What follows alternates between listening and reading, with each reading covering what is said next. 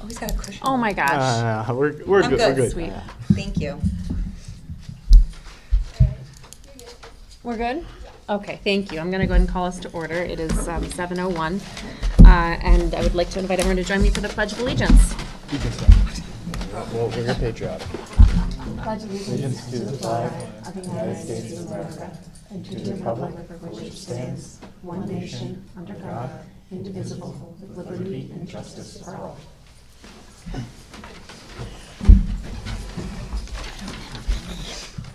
We don't have packets. Oh, we did get packets. Did you not receive one? No, I did not.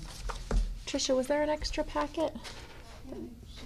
Maybe, oh, is This one that was it? separate. No.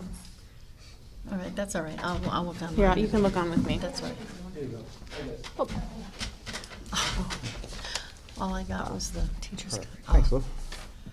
oh, thank you. I'm all set. I think Oh, and Tricia I has have it here. Yeah, and I have. the There we are. agenda. That's Thanks, what I'm looking Tricia. for. Thank you. I have the agenda. Thanks. Lou, do you need it? Sorry, all the drama.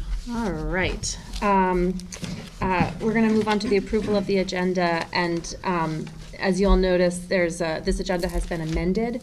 The content is the same. We've just indicated that the conversation about the restructuring of the IT department, the update on kindergarten enrollment, and the discussion of special education needs at the high school, all under new business, will be considered under new business during open session rather than under executive session. So that was just a clarification of that. That said, is there a motion to approve the agenda as amended? I'll make a motion. Meg Scatta. Thanks, Meg. Is there a second? I'll second that. Thank you, Tim. Any further discussion? I was just glad to see that change was made, because when I first looked at it, I almost sent an email and said, gee, is that really, shouldn't we be? And so that was good. Yeah, to- it's one of It those was a ones good that were catch. right on the It was- edge. yeah, it was- So, but why, really- Aaron, why mess with the open meetings laws? Err on the side of caution. Yeah, no, that's I what think figured that was too. the best move. Yeah, thank Yeah. you. Yeah. All right. All in favor? Aye. All right, that's unanimous, thank you. Approval of consent agenda. On the consent agenda this evening, we only have the approval of the June 6th, 2023 Board of Education regular meeting minutes. Is there a motion to approve the consent agenda? I'll make a motion. Meg Scatta. I'll second. All right, thank you. Any further discussion? All in favor? Aye. Aye. Audience of citizens. Do we have anyone online or in person who wishes to address the board this evening? Here we Debbie, go. you can join us at the podium.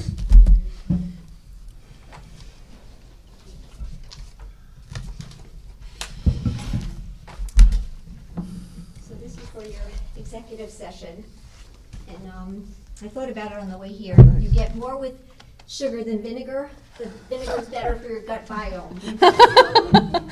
Well, thank you. Thank you. The vinegar part is what I'm going to say now, but it's not too bad. My name's Debbie Law, 18 Belcourt. I volunteer garden sometimes at the police station, and I try to get there at 4:30 in the morning to beat the sun. And there's a little food pantry there between the senior center and the police station. And I always hide in the bushes, but I see people pulling up. And they have very nice cars sometimes. So they're obviously people that don't want to be seen that live in this town. And I'm bringing this to light because I know nothing about the building situation. I really don't. I haven't kept myself educated on that. I'm trusting more knowledgeable people to look into that. But I just hope and pray that you'll really consider too. I want what's best for the children. And I think safety, everybody agrees, is paramount and number one. And it's more than just, arrivals and departures at this point, unfortunately. But there are a lot of people in this town that live paycheck to paycheck. I'm not far off. And there are a lot of people that don't even have a paycheck at this point. There are a lot of people in this town that have lived here for generations. There may or may not be professionals.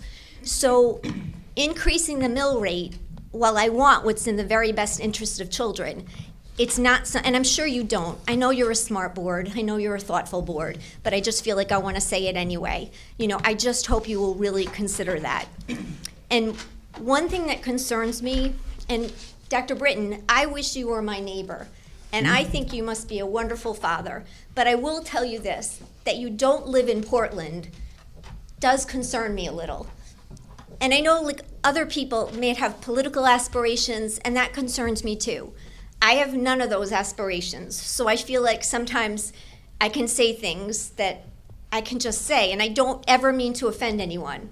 Honestly, I mean, Dr. Britton, to hear that, you know, I wish you were my neighbor, I think that should definitely take precedence over you don't live in Portland. But I do feel that that extra little thing, you know, might make you more aware. So I'm just telling you, I see people at that little food pantry at all hours of the morning. And I want to say one last thing. To Ryan Curley's credit, when I told him that, a day or two later, it was overfilled, but a day or two later, it was completely empty. So I just want you to be aware of that. Thank you. And have a really wonderful summer. Thank you. Do we have anyone else who wishes to address the board at this time? Thank you. All right. This evening, we do not have a Portland Public Schools spotlight. So we're going to move along. And actually, I don't see any of our student reps with us this evening unless they're with us online. Nope. All right. Okay, that takes us right to communications and updates. Dr. Britton. All right. I imagine if our student reps were here, they would tell you all what an amazing graduation we had. It was really nice. Thank you for those of you who came. I thought it was terrific. And I think it was the right call going inside, too. It was. So, The point that we all heard the rain Yes, hitting yeah. the roof in the middle of the Well, ceremony. yeah. I was sitting there to Laura, she looked, I think that's right. Yeah, it was pouring, but, yeah, I know several schools were outside, and you know, there's something to be said about graduating in the rain. But the hard part is all the umbrellas go up and you can't see. So I'm glad that it was a beautiful ceremony. Can't thank Bob Shea, Kate, her whole team, our custodians, the police, fire, everybody. They, you know, that is a beautiful reflection of what Portland can pull together. And I was really proud of everybody. I thought it was fantastic. And congratulations to all the graduates. The speeches were terrific. They were, So- and the students always do such a nice job such a running nice graduation. job. Oh, it's Just think that's wonderful. such a special tradition in Yeah, Portland. It's great. It's great. So a few updates for you. I included some sad but happy at the same time news. You probably saw in your communications section that two longtime employees, treasured members of our community, have announced that they're retiring. That is Nisar Mian, who's been our IT manager, and Linda Martin, who's been a longtime custodian with us. So they're going to be with us for a few more weeks. I'll make sure that we get them here for the July 11th meeting if they're willing to come, and we'll say some nice things about them. But I wish them all the best, long, healthy, and happy retirements. We're going to loop back to some of the opportunities that offers us with respect particularly to Nisar's retirement, but did want to recognize their years of service, and we're going to be celebrating with them over the coming weeks. Also included two letters from Chris Pickett and Jen Pickett. Wanted to make sure that you heard their voice about the facility study recommendations. Those are in the communications folder. For some of my updates, so first, I had a nice conversation with Eric Martin, Ryan Wallstrom, and a gentleman named Greg, and I'm drawing a blank on Greg's last name, but he is our liaison with the State Department of Education. Specifically, we spoke with him and another member from of that office about the expression of interest in the Commissioners Network. So we have been waived off. They've discouraged us from continuing our application to join the Commissioners Network, primarily because we're doing really well with the SIG grant, but primarily also because of the potential reorganization of the district and the future of Gildersleeve being uncertain. It would be a ton of work next year to do this for what would really only be 1 year before potentially Gildersleeve were to evolve into whatever it might become. So we've been waived off, and we're not going to be pursuing that opportunity at this time. I'll pause there and see if there are any questions. Okay, but hey, I think it was worth the effort, if for no other reason then we were introduced to a framework, which you're going to be hearing more about, called the TACO framework. Stands for, Eric will help us out with what that is. Talent, come on, help me out, Eric. Talent, achievement, climate, operations. Operations. Talent, achievement, climate, operations, which is a really interesting framework that we would have used should we have been invited to continue with down this road. But it's a really nice strategic planning tool that Eric and I are deepening our understanding of.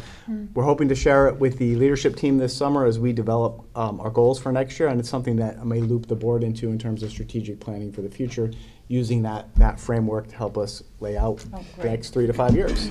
So if nothing else, it was a valuable exercise because of our introduction to this framework, which I think we might, and we've been encouraged to borrow as we design school improvement plans going forward. So we are not going to pursue Commissioners Network and have been waived off that opportunity. Charles, I just want to say thank you for your work and your time, and Eric as well, and Ryan Wallstrom as well, for putting in the effort to explore that opportunity for us. I think it just reflects on the attitude that the three of you have, that our entire administrative team has, that going after every opportunity. Yep, nothing ventured, nothing Yeah. gained. And of course, we're still going to participate with the SIG grant, which has been assured to us next year and the year after. That's great. So potentially for the balance of Gildersleeve's current configuration, we will have access to that resource. That's great. Yeah, which is a huge help. Okay, tomorrow evening, really important, I hope you're available and able to attend. There's going to be a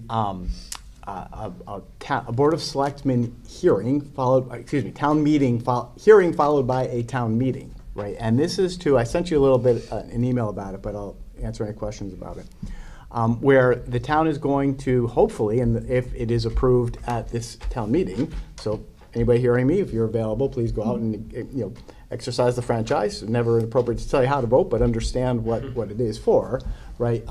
If this measure prevails, we would receive $80,000 from the town to purchase new radios for our schools. If you'll remember, almost 2 years ago now, we applied for and received, it's called the School Security Interoperability Mobility Grant. What it was for is for new radios. And specifically what these radios would accomplish is they're not analog, they're digital, so they'll work everywhere in our buildings, which is wonderful considering how much we rely on the radios to communicate within schools. But the real power of them would be if we were ever in an emergency situation and the cavalry was coming, right, whether it's first responders, police, fire, ambulance, they're able to patch into our radios and communicate directly with anybody who's on the other end. So as opposed to trying to coordinate telephones and landlines and text messages and all these things, we would just have an instant access to first responders, which would be particularly helpful in directing them where to go. Right. I just would love to impress on you how helpful this would have been this year when I responded to a bus accident. Right. And I was standing on Main Street trying to communicate at the same time with Valley View, Gildersleeve, and Brownstone, because there were students from all three of those schools, and first responders, as we're trying to figure out who's on that bus, what parents to contact, and everybody. It would have been incredibly helpful to have one radio that everybody was on the same frequency, as opposed to what I was doing, which was texting, calling, two-way calling, and managing a very complicated, frenetic, evolving situation on Main Street with cars going by and a car crashed in front of me without that resource. So I see this, if it prevails, would be an incredible benefit to our schools, our administrators, and our security profile in the buildings. And while we would put all $80,000 forward, we have received the grant, which would secure us 54% reimbursement. So that 54%, of course, would flow back to the town fund balance.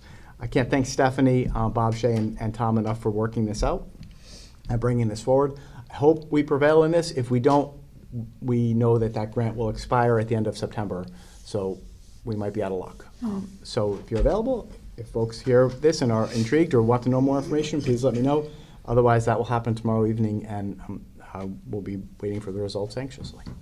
And where are they holding that meeting at the town? Buck Foreman Room. Is it Buck Foreman? Yep. At 6:30, is that correct? 6:30, yep. Okay. Yep. I think the vote will be at 6:55, because there are 3 or 4 measures. We're kind of in there. I think we're the third. I think there's a new roof, a generator, radios, and I think there might be one other one in there. Fire truck Fire truck, right. Yeah. Oh, that's right, for the increased needed. Increased for money. the fire truck, right. Executive board meeting at Cave. So that will be a hopeful moment. I tried. All right, so any questions about either of those items? If not, let me move on to the next. Do we give those radios to the bus drivers, or they have their own separate? They have their own separate system, yeah. maybe that was those. But this would be in the hands of me and all of the administrators and throughout the Right. school. So it will be great when, as opposed to calling, I can just flip over to Gildersleeve and say, hey, Ryan. And remind me, the bus, to your point about the buses now have a way to communicate directly with our school rather than through their own.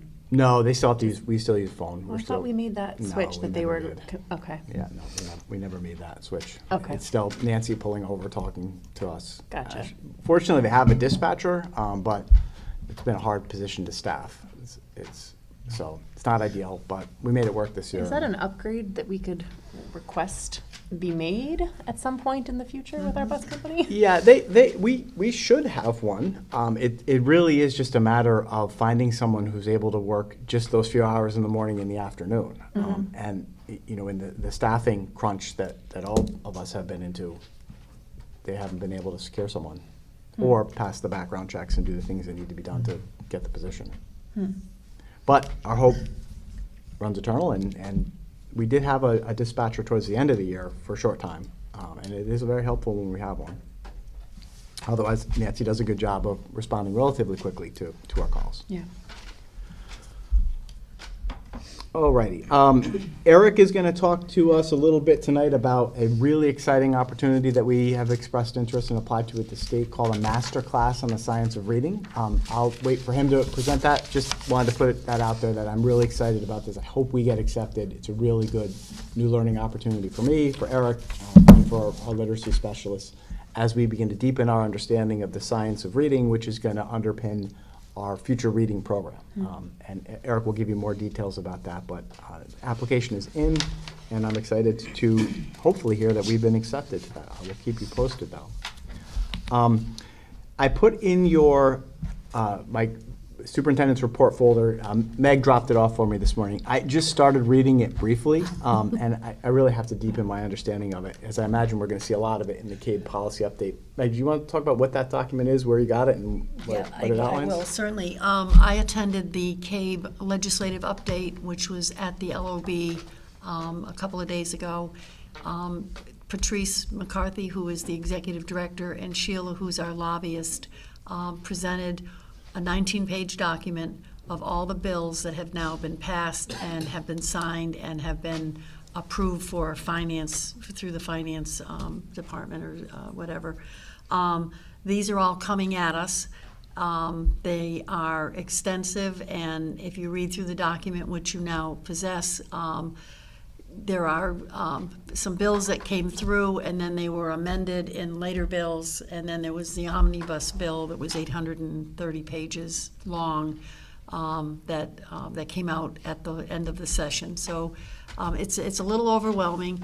My takeaway was I don't see anything about student achievement per se. I see a lot of mandates and a lot of task force and a lot of studies being concluded. There's something for everybody. There's something for everybody. Paraprofessionals, teachers' evaluations, teachers' pensions, and then the usual kinds of things that they're mandating to districts to do. If anybody wants to see the videotape that was made, it's on the CTN website, which is the state.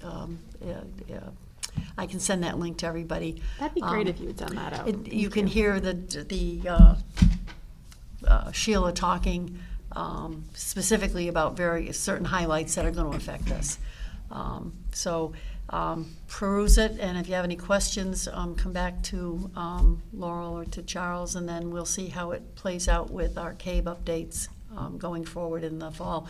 Some of the things are very much long-term, some of them are short-term, and I think of interest are school climate again, some kind of revisiting that whole thing where there are community relations that should be built, and also transparency.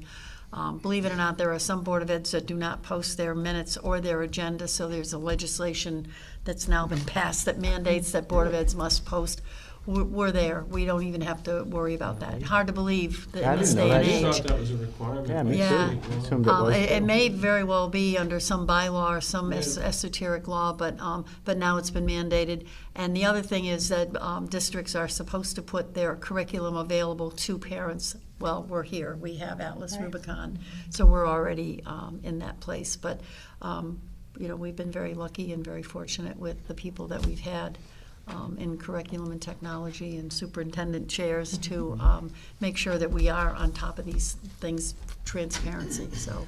The best laws are the ones you're already following. Yes, so. absolutely. And, like your closet, if you bring home a new garment, take out two and go to Goodwill with them or give them away. I think laws have to do the same thing.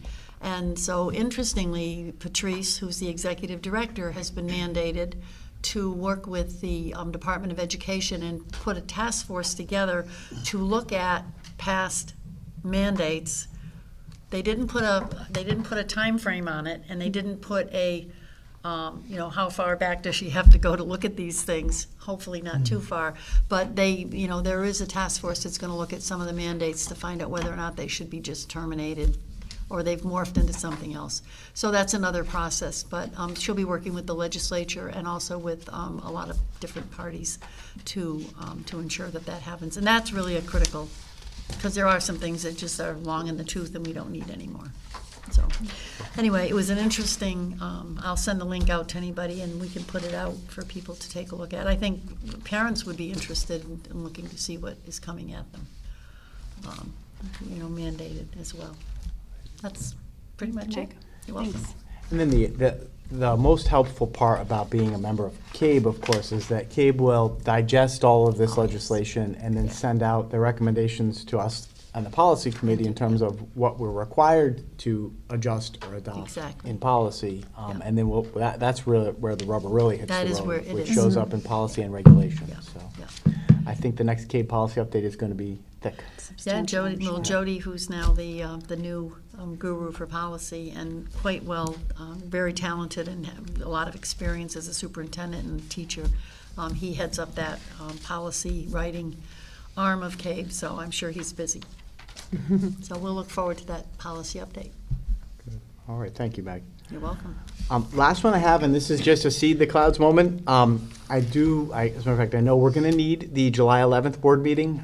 Everything on here tonight, I think, is more of we want to present it to you, get some feedback from everybody, and then, we can wait on all of these things, take action in July, which is going to be my recommendation at this point, pending Stephanie's analysis of our current fiscal situation and the one we're heading into, which is largely dependent on how we manage the current situation. But I did want to throw out there just an idea, talk about it on July 11th. If everybody is comfortable with the Tuesday evening at 7 o'clock board meetings. I know some of our board meetings go late. We do have some students here, and we have student reps who we're going to be asking next year to join us for the whole meetings. It's also one of those things, walking out at Tuesday night at 10 o'clock exhausted, you still got a long week to get through. I didn't know if there was any interest amongst the board members to change the date and time of the meetings, either to make them earlier or a different day of the week. Just put it out there, maybe something we can talk about more thoroughly on July 11th. But again, my feeling is if it works for everybody, it's not broken, don't fix it. But if there are ways that we could either start them earlier or on a different day to make it so we're not walking out here bleary-eyed or exhausted Wednesday mornings, that might just put it out there. Let's talk about that. I always feel bad for the administrators too, who have to come and wait for their turn, even changing the agenda to put spotlights and administrators in front of some of the other things where they're waiting. I know Eric has a long ride home as well, and sometimes it's 9 o'clock by the time he's up and running, so. Well, we can talk about it then. Yeah. Maybe we'll get a sense from folks in between meetings what days. If I were going to suggest one, I would love to see it Thursdays at 6. Right? I mean, we started an hour earlier on Thursday. We would be hopefully not going more than 3 hours. And of course, it's always nice to kind of wake up after a long meeting and have it be Friday. True. But again, I don't know folks' work schedules or other commitments, and we can leave it the way it is. But otherwise, if people said, hey, I can make Thursdays at 6 work twice a month on these dates, it might just be something to consider. Okay. Okay? I'd say leave it alone, but I'm definitely for earlier. Yeah. For me, it doesn't make any sense to be here 7 o'clock when I sit home watching TV for an hour, waiting for 7 o'clock. So, I mean, with other people, I have other responsibilities, but I would have no problem with earlier. Tuesdays at 6. I would vote for that. Yeah, I always wondered why we had it so late. I assumed it was so families or community members who might want to go home, have dinner quick and come out would be accommodated. I don't know, I mean, we don't get a lot of folks who come to visit, we don't mean to disrespect, but we don't get a lot generally, unless there's a, you know, burning issue, which then they're gonna come even Thursday at 6. Yep. think that way. So, yeah, I think we just need to look at the town schedule of meetings and see how that impacts for other boards and Yeah. commissions and stuff that are meeting. I know that Thursdays are a popular evening for meetings for other Yeah, boards in town. I don't have any in my calendar at all, so. Well, that's good. Maybe I can ask Trish to, just do some crosswalking and Yeah. see if there's if we moved it to Tuesday at 6 or Thursday at 6, or is there any other day that is less congested? Yeah, I mean, earlier certainly, I think, Yeah, I better, like you're right, earlier. getting out of here. Yeah. 9:30, Thursday's 10 not- o'clock at definitely night. not my first choice when you're. And maybe Got a schedule like strategize mine, a little I'm bit like, more, so if there's an Eric take on, maybe it we down. can get him earlier, and we don't schedule anybody else that maybe has a longer type report, so we really keep Yeah. that to one key person a night. Like we got tonight, we got financial and we got Right. Eric, so maybe we split them out somehow, Okay. thought. Thoughts? Should we continue the conversation? Is that as an think- agenda item Yeah, for I next think meeting? it would be that's great the way to go. Perfect. Good. Yeah, all right. That's Well, everything you for me. can- Yeah, I'll everyone be on can a give Zoom some meeting thought in to it. Seattle on the 11th of July. Well, all right, we'll see you by Headed Zoom. for the airport, but I'll Okay. be zooming in. All yes. right. All right. Yeah, I think let's plan to, everyone can kind of think it over and we can check out the town calendar for other meetings. I can think of a couple boards that meet on Thursday nights. But I think we could have a more robust conversation then. Great. All right. Charles, did you have anything else That for was us? everything, yeah. Okay, thank you. Stephanie, So I did not include anything in the packet because I don't even like looking at the authorized spending report right now. So I don't think you want to either. We're kind of in the same place as we were as of this morning. It was about 140,000 deficit. Then we had a few unforeseen expenses come up this afternoon. Student Services was not aware of ESY for some of our outplacements. We're starting so early. Typically, maybe it's 1 or 2 days at the end of June for 1 or 2 students, but the majority of them start in July. This year, I don't know if it's just because people got out earlier or the needs, but we have a significant amount of students that are gonna be doing ESY and they start as of yesterday. So we've got 10 days, 8 days, 7 days. So it was probably about $30,000 worth of POs that got put in today as we speak. So that $140,000 deficit is now about $180,000 deficit, which is not the way I wanted it to go, to come here today, knowing that there's not many POs left open that could help offset that deficit. There's a few. I scrambled, the CNG bill just came, we got a few thousand there. I'm working with Bob to close out a few facilities POs, but there's not much left. So that's why I don't have much to report tonight as far as that goes, other than that's where we're at. We're going to still stick to the plan of the ESSER funds, IDEA funds, and the open choice funds, in hopes that we can somehow split it across all three and hopefully still be able, I know we're talking about some other things for next year, not cut into everything that we need for next year. But it's a tough spot right now. I don't have answers. I've never been in a position like this since I've been here. So it's tough and I don't like it. But the needs were just way more than expected this year than we could have ever imagined. So that's where we're kind of at. And, I'm hoping by July 11th, because, we close out through, yes, it's June 30, but we still pay invoices and bills through July. So I'm hoping to have a better idea for July 11th closer to what that deficit is. And then, I don't know if that's a discussion as a whole, or Charles, if you want Charles and I to figure out that split of how it's gonna go. You know, the good thing is we have the funds available in the ESSER money. We have the CLIF money if it got that bad. It won't be good for next year, so that's why I'm trying to keep it within the excess that we have. I don't like doing IDEA, the extra. We've never done that before. You know, little by little, we're taking a little more in, but I don't like taking the full 80%. You know, so, because then each year, that just snowballs into each year. Right. So I'm trying to not have to do all of that, but also being mindful for the needs for next year also. So like I said, there's just a few things left to close out, and then kind of figure out from there how we split it up to make it work for us. I don't know if anybody has any specific questions. I know, I'm sorry, I don't have the document here, but like I said, I don't think you want to see the negative. No, I'm sure it's a tough thing. The only thing I'm gonna ask as we move forward, and this is just me, I've been here for 6 years and I still don't have a good grasp on special education costs and reimbursements. If there's a way moving forward, we can somehow break that out separately into this is what we're spending by category, I don't need specifics, but this is what we're getting reimbursed, because it always sounds like, oh my God, but then we don't ever talk about what are we getting back for some of that. So I don't know how bad it is sometimes, because I don't know what we're gonna get back for some of that. I try to include because we don't find out that final number of the excess cost that we get back. And if you remember, we kind of got screwed this year with the dollar amount. But I try, once I get an idea, because it is posted probably around like February, I do try to include that in my notes.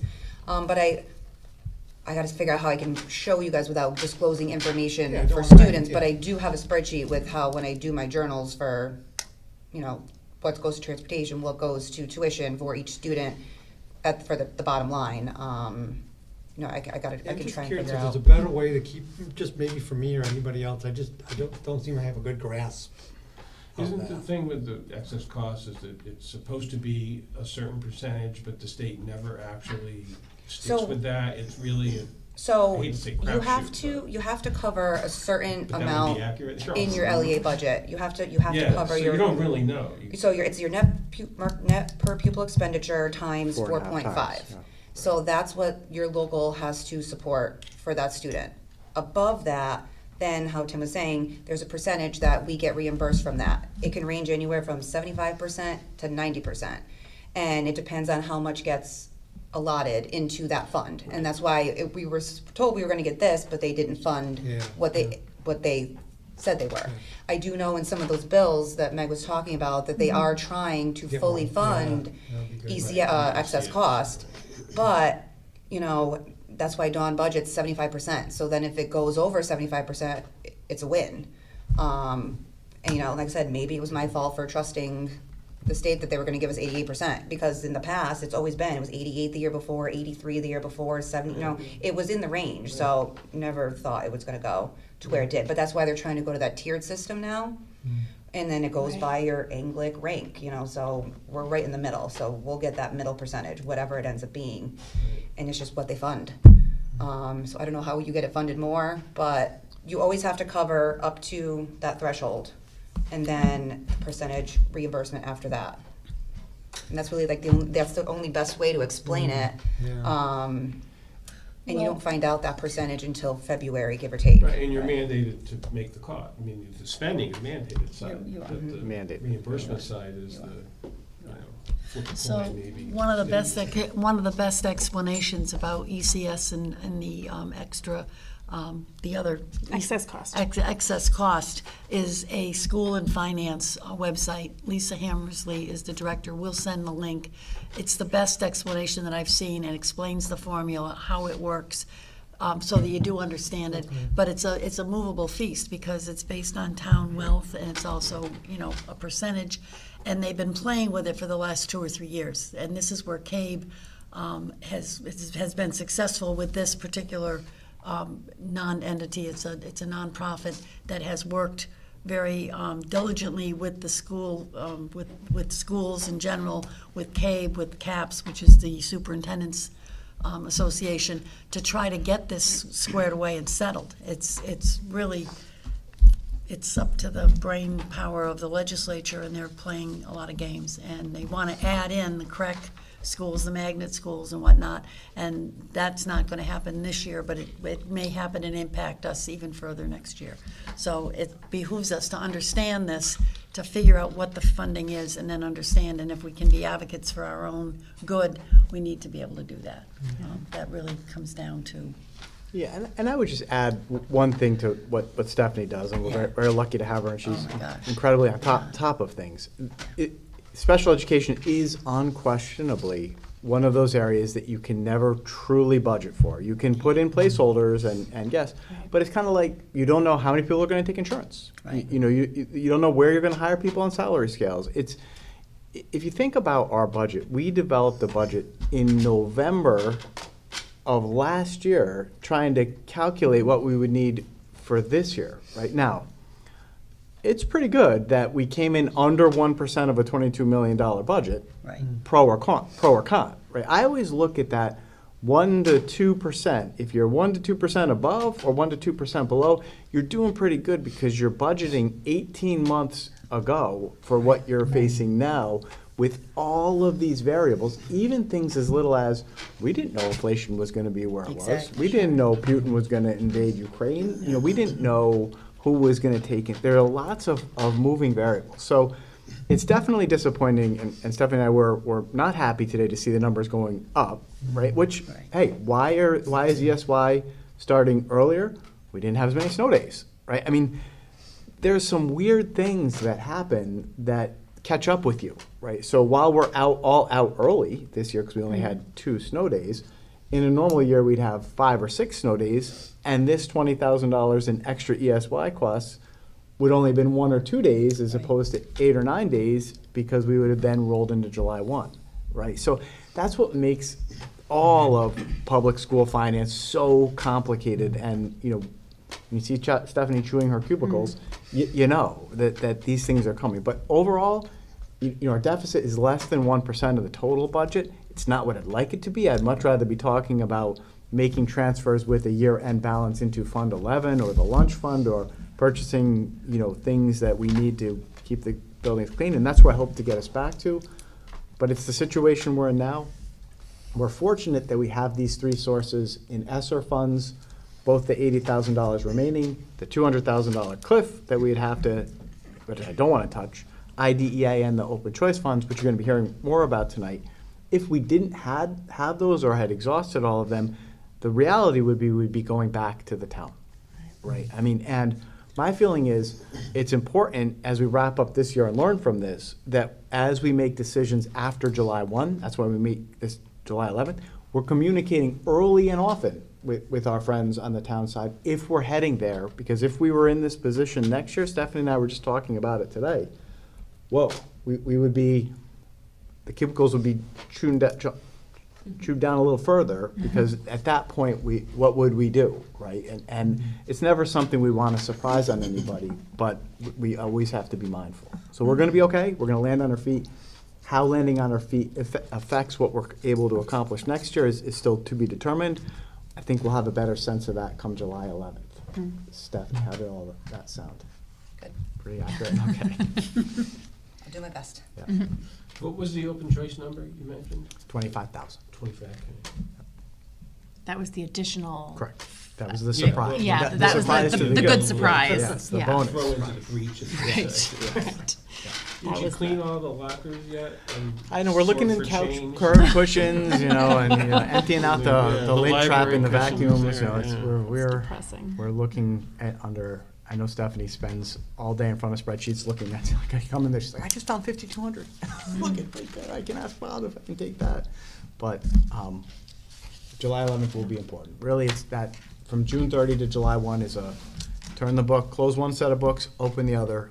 And this year is those funds that bridge both years are going to be really important for us to consider what's left for us to consider using. Right. But I will say also, boy, wasn't it smart not to spend all our COVID relief funds. Oh, my gosh. Right? Oh, yeah. Wasn't that smart? So, sigh of relief. Yeah. Are there any additional questions for Stephanie or Charles? No, just a big thank you. Thank you. Yeah. Thank you. All right, thank you, Stephanie. Eric, do you want to join us at the podium? First time at the new podium, or the new location. I don't know if it's the same podium. Good evening, everyone.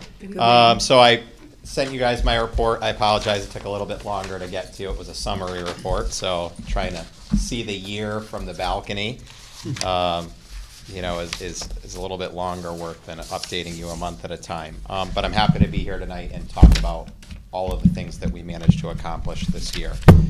I will, in a moment, speak about the Science of Reading Masterclass, which is not in my report, because it's simply something at this time that we've applied for, so we're fingers crossed, but I'll update that in a second. I do want to start by acknowledging the many years of service that Nassar Mian has given to our district within our IT department. So Nassar, as Dr. Britton had intimated in his report, announced his retirement effective July 14th. A little bit later in the meeting tonight, we'll talk about some restructuring ideas we have for the IT department. But well ahead of that is just, you know, deserved gratitude for everything Nassar has done for our district over about 20 years, I believe, is the time that At he's least, been here. yeah. He came in and built computers and was just always available. Yeah, and he's really, you know, shepherded the district into He the has. 21st century and beyond Yes, of he technology. So we're very grateful.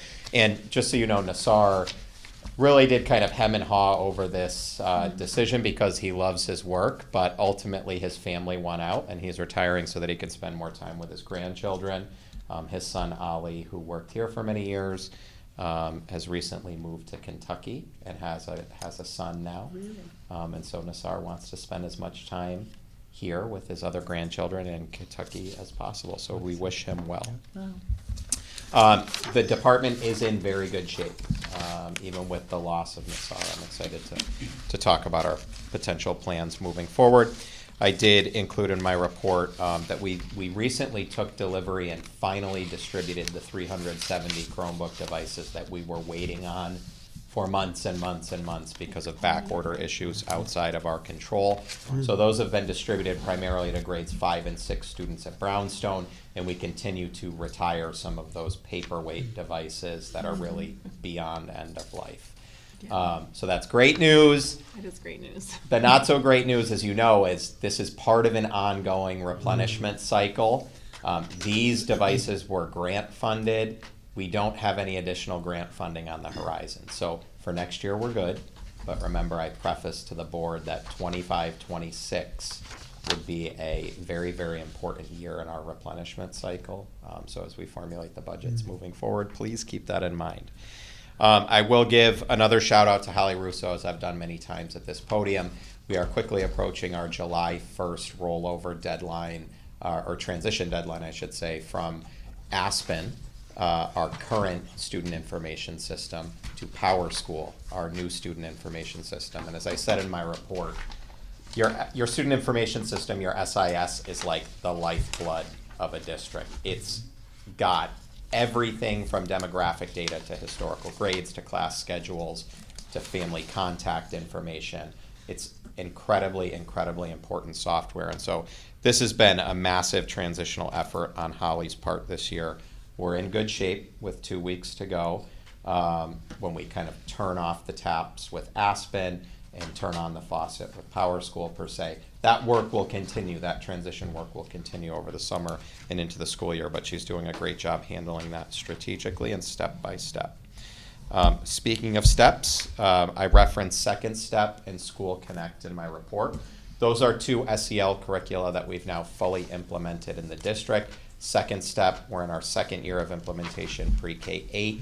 School Connect, we're in our first year of implementation in grades 9 through 12. And just really quickly, the reason why we don't have one pre-K 12 program is Second Step kind of loses its luster with high school students. You need a different approach to social emotional learning and well-being that's more rooted in collaboration, goal setting, just things that speak to young adulthood more than some of the lessons that our younger learners benefit from through Second Step. I said later in the report, one of our initiatives this year is to make our SEL topics and curriculum more transparent to parents. Now that we've we've bedded in those curricular programs. We're ready to begin to move some of that information over to Atlas next year, and it'll start to hit our public curriculum site.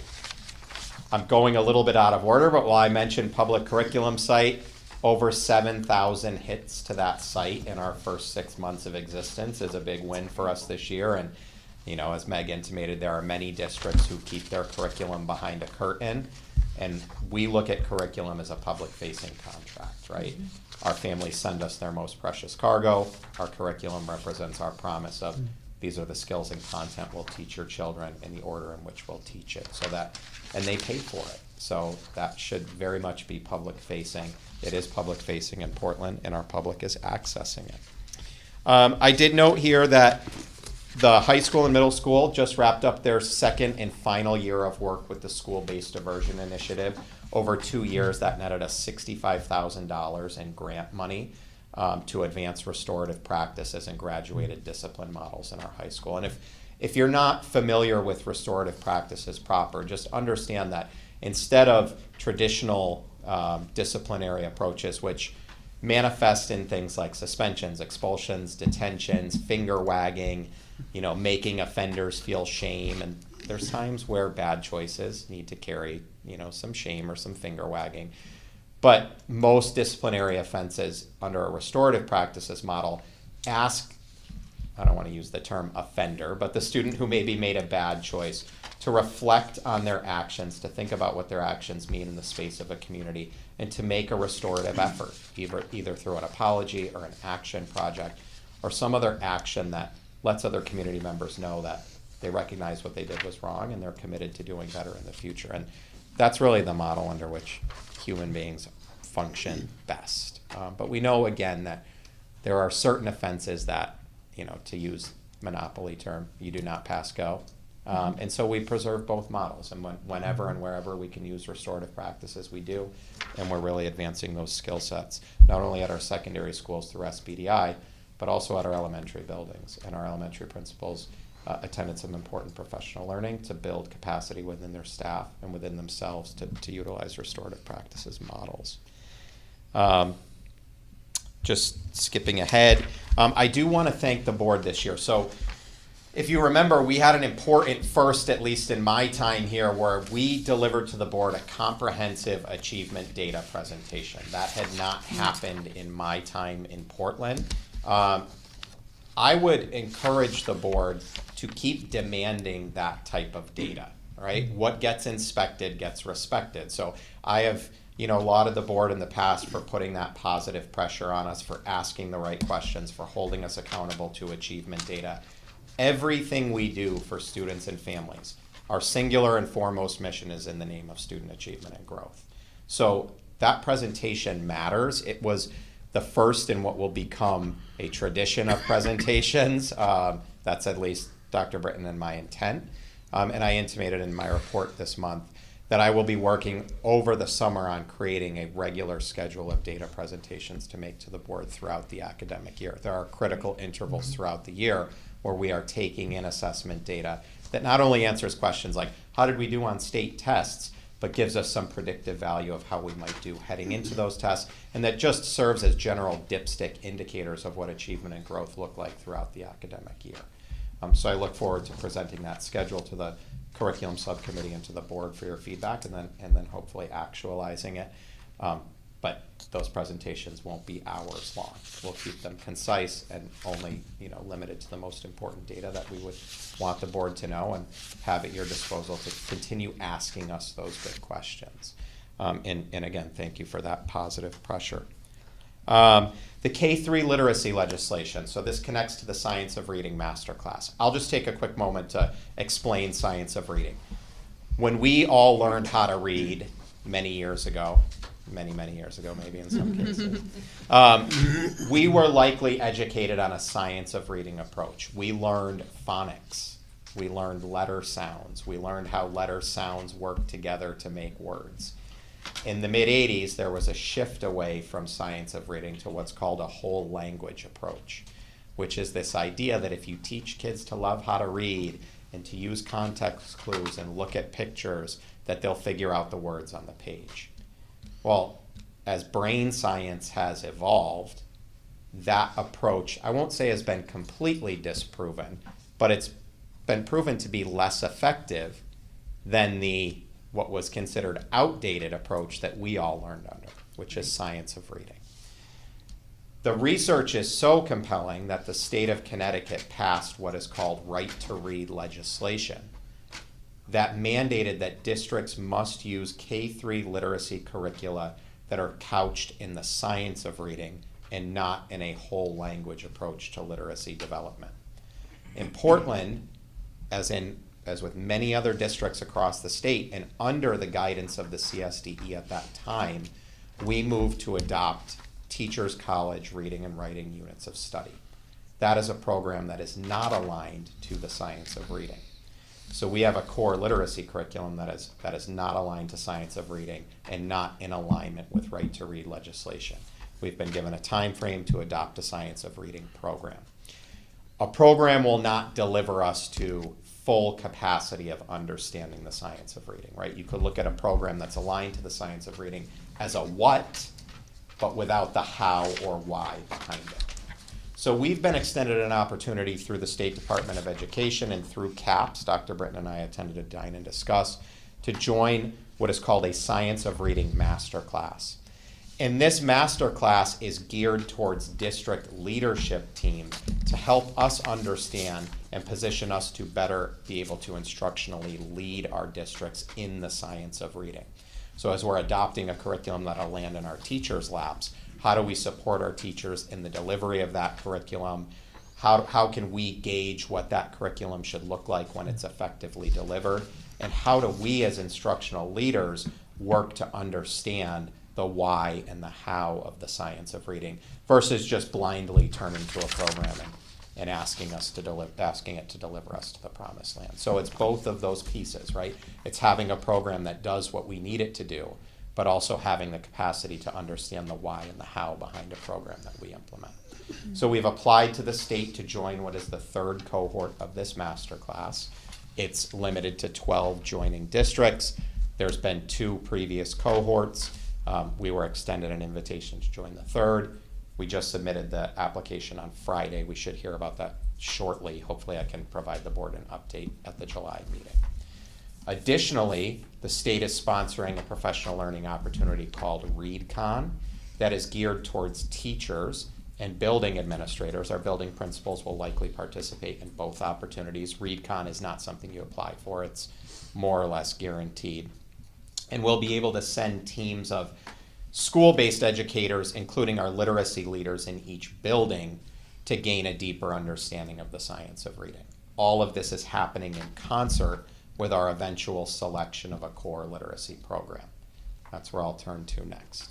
So we had a goal of selecting a program by the end of the year. There were 7 approved programs from the state. Our goal was to get to June and have picked the one we want to move forward with. We are almost there, and I'm okay with almost being there because that was not a process we were ever going to try to force slam onto a June 30th deadline. We've got 2 finalist programs. And our teachers, whose voices to us matter most, they're the experts in the room, they're going to be the ones delivering these programs to our students, they're torn between the 2. So I'm working with our committee right now. I've offered them some summer work to take a deeper dive into each of these programs using some established tools to find potential red flags with either program and then to compare the 2 with the intent of having a selected program no later than the end of September. So we always had a plan B. If we can't do it by June, then bar none, we will do it by the end of September with summer work to happen in between that gets us there. So I'm not upset to tell the board we don't have a program yet. If anything, I'm spirited to know that our teachers care deeply about it. We're not rushing into a decision. It's an expensive proposition, and it's a choice that we want to get right. And in the meantime, we're pursuing professional learning opportunities aligned to this choice while continuing to do some work towards selection. And then just flipping through, I know that the board has a keen interest in our guidebook for responding to potential incidents of hate and bias. The initiative this year was to get that guidebook to various table reads, including the Board of Ed. that guidebook, for good reason, got hung up at our administrator table. They looked at the draft version and thought that it was too prescriptive, and it contained a series of must-dos, which doesn't read like a guidebook, it reads like a manual, instead of should-dos, or things to consider. So I'm working now to thin out that guidebook, and to kind of present it again in a thinned out fashion to the administrators as soon as it passes their muster, per se. It'll go to the board for your consideration and feedback as a hopefully living resource that our administrators have at their disposal when these incidents arise, because they're very uncomfortable incidents for anyone to deal with, and none of us are experts in dealing with, again, potential incidents of hate or bias. It's very thin ice. You feel like you're standing on when those situations arise. And we know that, you know, our intent is to protect students at all times, including in those moments. I think that takes me through the end of my report, or what I had highlighted as the most important pieces, at least in my opinion. But I'm happy to take any questions from board members on anything I talked about or didn't talk about. I have a question. Yeah. On page 7 of your report, it talks about, I think what the heading is. It's under goal 4. It's the paragraph at the top of page 7. It just talks about the PHS teachers are exploring ways to make the school's dress code and grading practices more equitable. I'm just curious to hear more about what that looks like and what's happening with that. And some of that dress code is like in policy. So are you guys going to be recommending policy changes? Or No, they were not intent on changing policy, more discussing the ways that policy is enforced and guidance to teachers on ways to make sure that students are respecting the dress code without making them feel disrespected as individuals, right? So, for example, there's a practice, I'm not saying this happens at Portland High School, where it's called dress coding, right? Where, let's say, Tim, hypothetically, your shirt was inappropriate.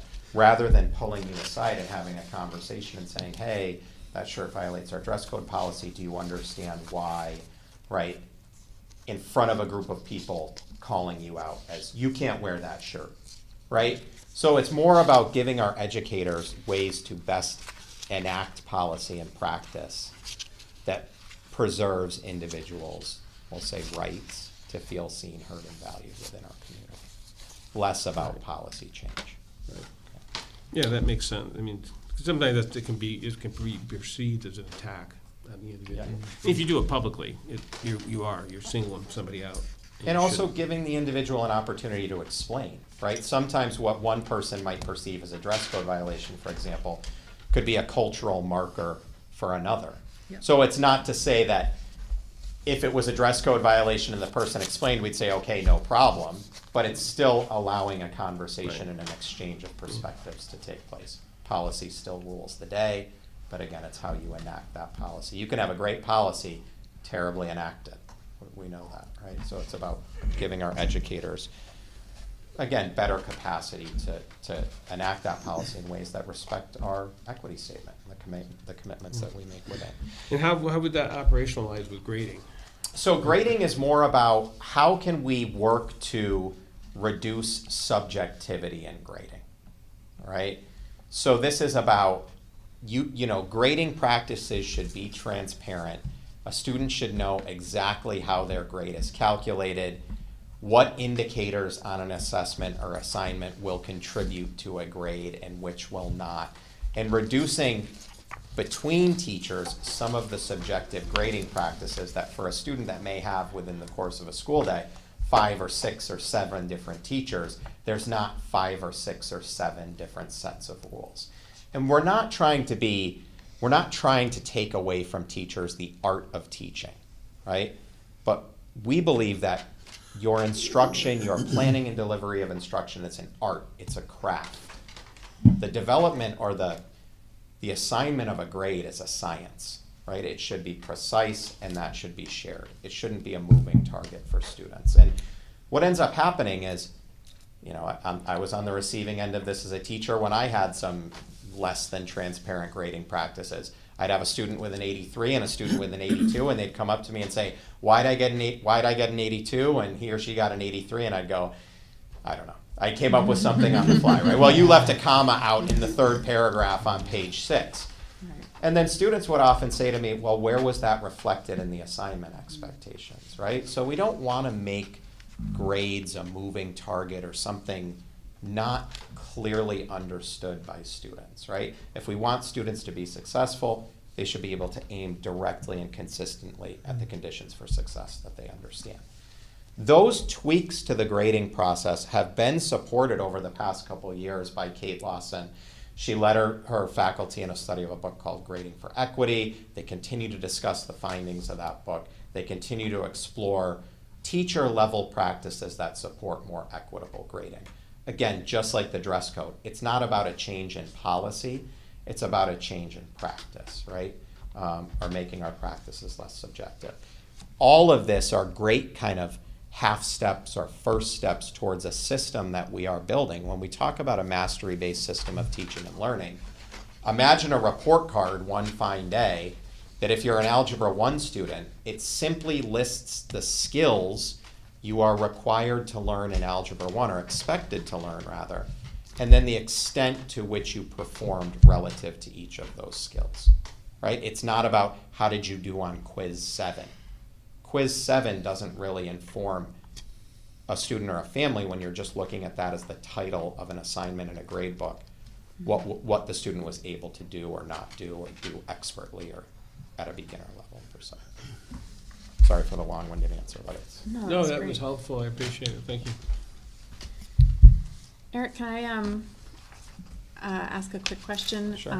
It's not necessarily a question, it's just in talking about our initiative to increase minority representation within our faculty and staff, you reminded me in your update that that you and Charles had participated in a series of workshops through CREC and about that topic, and I think we haven't talked about that as a board or heard from you about that since maybe you were at the lead up to the first meeting, or you just attended the first meeting.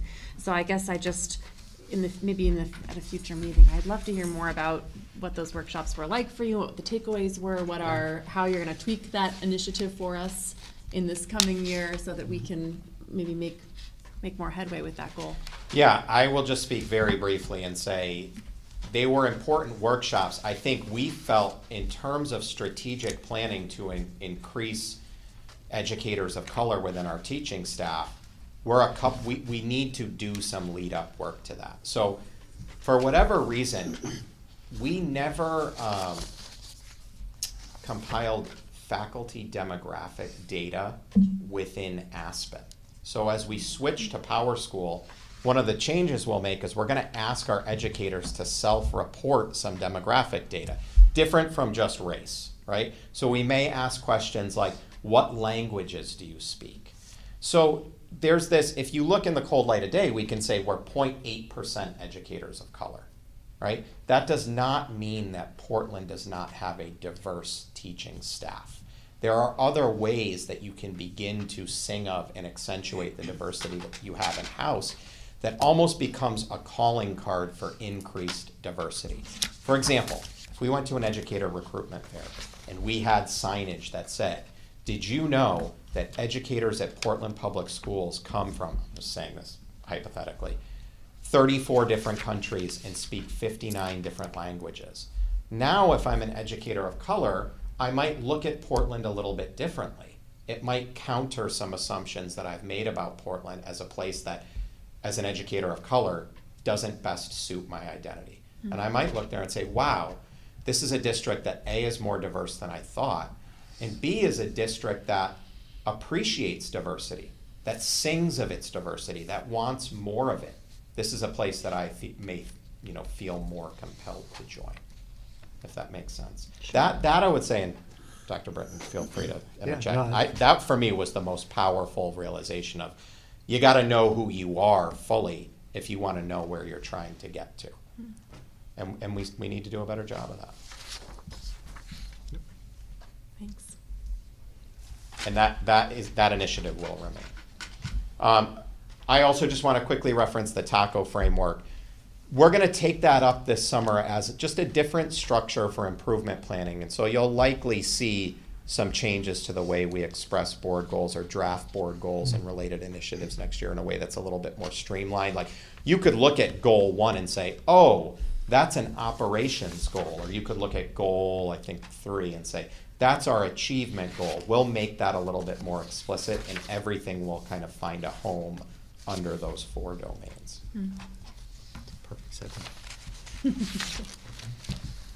Excellent. Yeah. Are there any more questions for Eric about his report? No, but I'm reading a line here caught my eye. A ton of work has been put into all of the reporting that you've given us all year, and I thank you for that. It's a lot to read and a lot to take in, and clearly you have outdone yourself in terms of just what you're doing in the curriculum and technology area. So thank you. Thank you. Yeah, I mean, there were some initiatives on here that we didn't get to this year, but I'd rather be over-planned than under-planned. Yeah. It's good to have big ideas, and I think that's to be expected. I mean, I think I say it pretty regularly, but I really appreciate the format, and I particularly appreciated the year in review nature of this report, that it's just really informative and helpful to kind of get this big picture perspective with the level of detail that you included under each initiative. I really do appreciate it, Eric. thanks. Yes, thank you. All right. We ready to move on? Yeah. Okay. We'll move to new business. Item A is Board of Education retreat date. So that's a perfect segue. Eric just teed this up for us, right? So again, as we close the book on this year and start planning for next year, Eric and I are planning 4 dates to meet with the leadership team. One, we're going to do a book study together, and then we have 3 additional dates. One's kind of a nuts and bolts, get ready for the school year, but the other 2 are going to be goal setting, like talking about, well, what do we want to keep from this year's goals? How do we want to repackage it? And we're studying this strategic framework that I mentioned earlier as we plan, right? What I would love to do with the board is have a retreat with you where I start, obviously the board goals are the board goals, but I would be bringing to you from the leadership team and from the faculty and staff some ideas for some things we need to continue working on, or new things we need to do, or things that we can sunset, right? So we have our historical model, which is goals and then initiatives. Some of those initiatives I think we can check off as complete. Some are in progress and we need to continue, like the facility study and others. And I have a strong suspicion that as we reflect on this year, we may have some new ideas that we'd love to share. And of course, a new vehicle, this framework that we'd love to share with the board. So I'd love to pick a date and see if there is some availability around the table here for us to get together. I'd like to identify that date after the 4 leadership retreats that I have so that I can prep up for y'all. And I have a date in mind. I don't know if you have your calendars.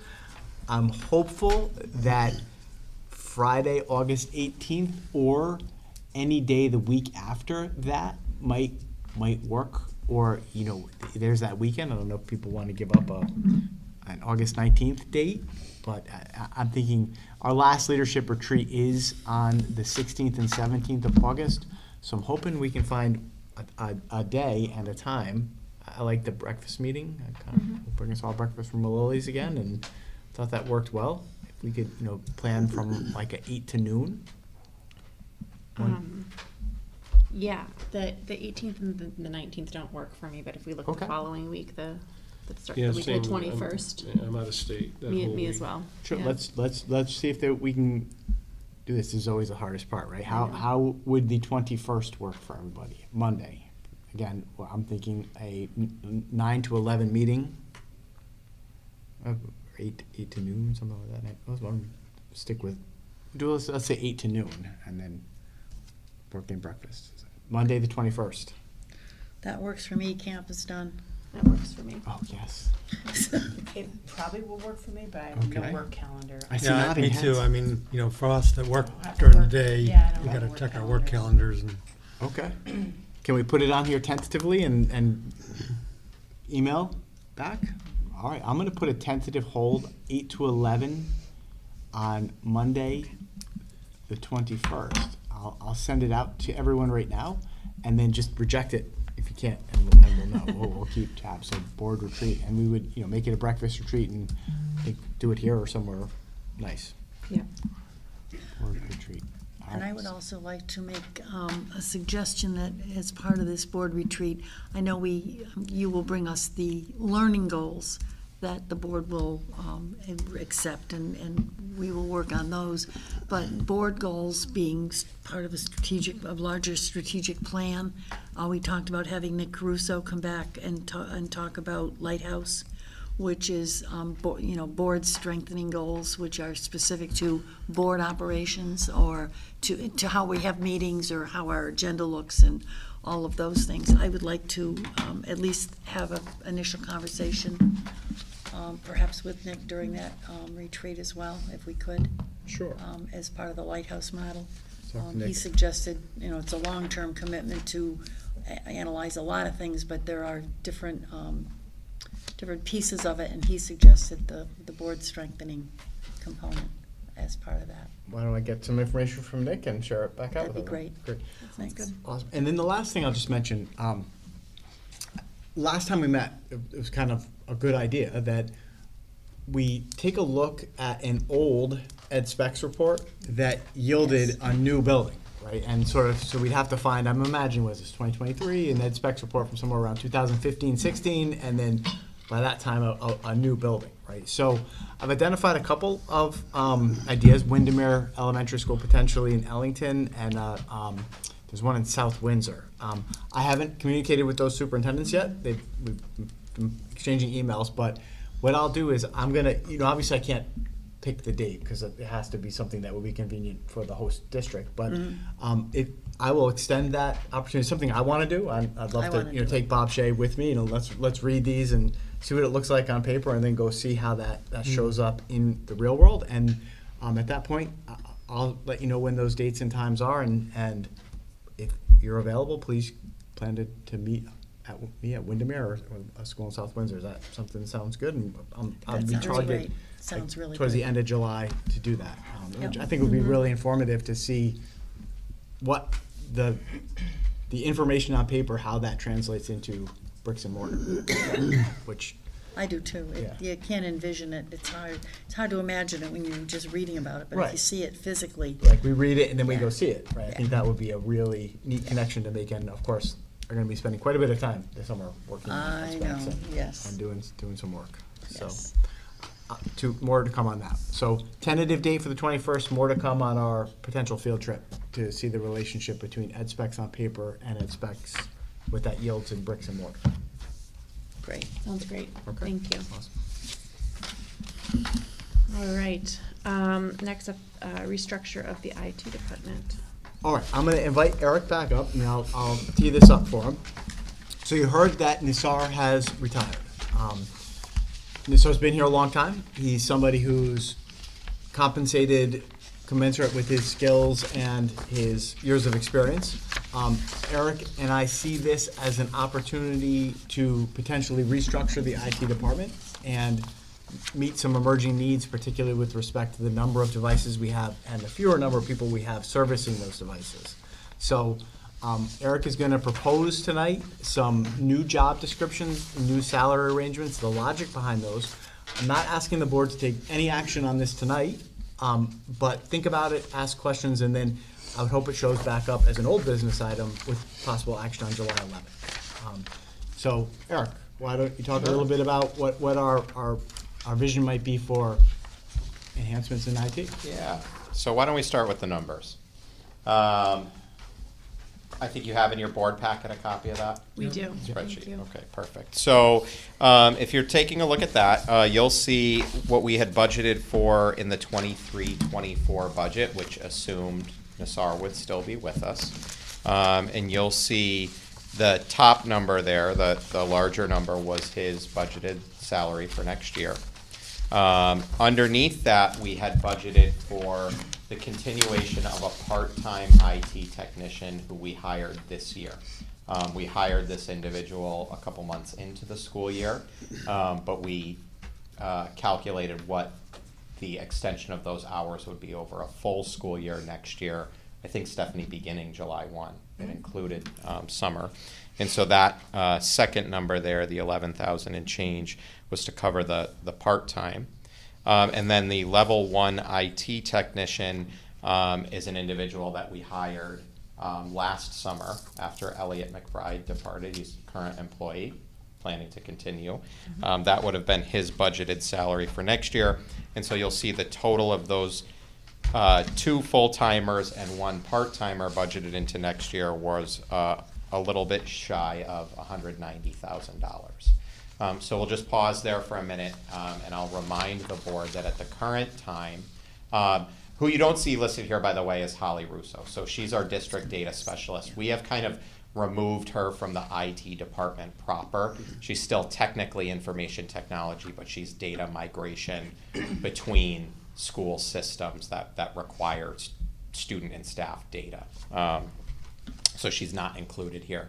She's not included in any of these numbers. We just consider her satellite personnel to the device network repair components of our IT department, or personnel, I should say. And so with Nassar's retirement, we have an opportunity to fix something that needs fixing. And what that is at the current time, we have the highest number of devices in play in the district that we have ever had. We have something approaching about 2,200 pieces of hardware in the district. That's everything from Chromebooks to smartboards to projectors to teacher desktops to student desktops to some of the technology in our 3D printing labs that are IT department services. So the most amount of hardware devices we've ever had, the most advanced network infrastructure we've ever had, and the least number of people in our IT department proper that we've ever had. So not too long ago, we had 4 full-time people in our IT department. That was whittled down to 2, and then Holly moved out, so it was 3, but Holly for a time was there, so it went from 4 to 3. Then Holly assumed a different role as district data specialist. It went down to 2. We added in a part-timer, but still at 2.5, we're well below what we need to service what we have in our district. And that's even servicing with warranties, because you think, like, you don't send everything out for warranty, right? There are certain low-level repairs that we have the capacity to fix at quicker turnaround times than it would be to put it in a box and ship it out and wait for the company to fix it and send it back to us. And these are high-leverage instructional technology pieces that our students and staff need in their hands. So what that has created is longer turnaround times for help desk tickets. If something goes down, it's longer time to get it up and running. And all of that affects instructional delivery, it affects teaching and learning, and it affects morale, right? And you can't put a price on morale when you're asking people to utilize things that you don't have a capacity to help them utilize. So with that all said, with Nassar's retirement, we crunched some numbers and we think we have an opportunity here. So our current level 1 IT technician has proven himself in the short time that he's been here very, very adept with the network side of things. So yes, he's very good with servicing Chromebooks and working our help desk, but he has an advanced knowledge around things like servers and switches and UPS devices and internet connectivity, overseeing budgetary purchases. So we're looking to move him from his current role, which is a level 1 IT technician, into a position that we are creating called a level 2 IT technician. Now, this position would largely assume many of the responsibilities that Nassar currently has. It is not a managerial role. I would continue to be director, or for lack of a better word, manager of the IT department. But this person would have a bigger hand in helping formulate the budget, in addition to servicing our network infrastructure, and really establishing and maintaining relationships with our consultants who come in and perform high-level network and infrastructure repairs, fixes, patches as needed. We would also ask this individual to assume responsibility for the district's cybersecurity. So we have kind of had like a Band-Aid approach to cybersecurity. It's not to say we're not cyber secure. but we need to do things like advanced multi-factor authentication. That's where, like, if you go to log into your email, you have to get texted a code and enter the code to access the email. We need to do a better job training our staff on things like phishing and malware and recognizing dangerous spam. Again, this individual has proven himself adept at, when something pops up, we send out a quick communication, we quarantine the bad email, but we know an ounce of prevention is worth a pound of cure. So we would ask him to develop and deliver to our staff the type of training that increases cybersecurity all around, and to help us maintain a more cyber secure environment at all times. And we have some work to do there. Every year we renew our cybersecurity insurance through the town, and we're checking a lot of no boxes on practices that we don't currently have in place. Now, the insurance company still renews us, but we want to check more of those no boxes, yes, and this individual will be tasked with helping us to meet some of those demands.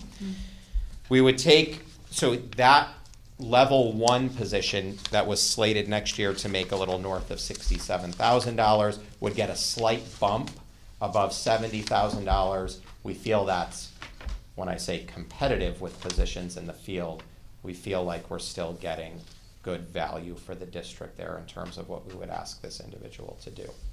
And just so you know, I've had preliminary conversations with our existing IT staff around these increased responsibilities, the potential of positional differences, and the types of compensation we may be able to offer, and they're in agreement.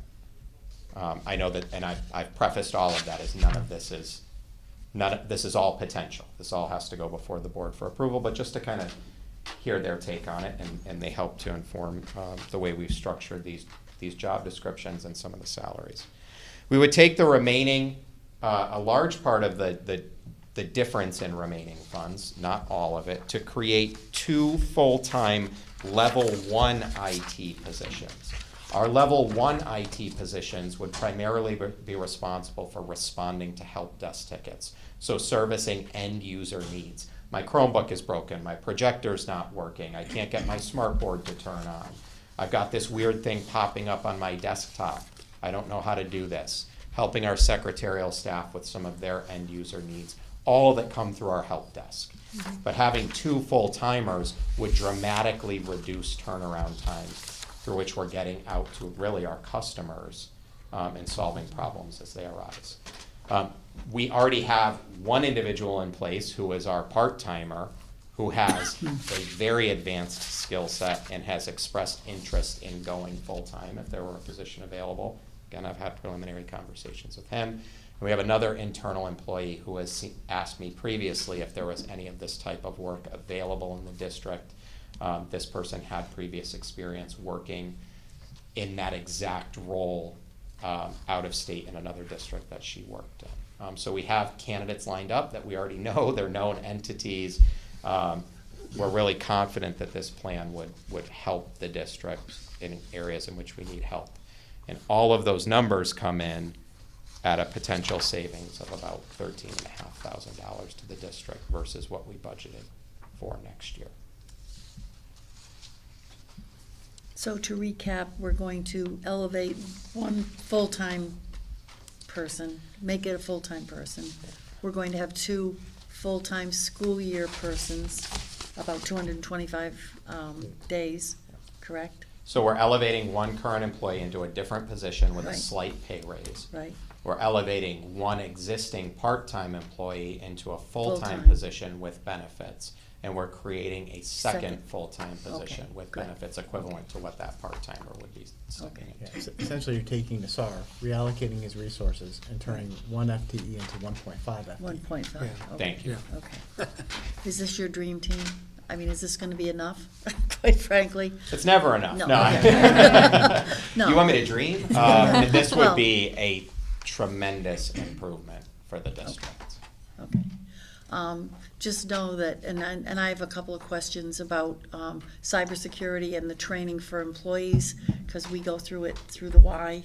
I'll share that information. Great. It might be worth, because when I get emails now on my Outlook account from the YMCA, it will say it's an alert, and I don't open it. If I open it, I have to go through retraining.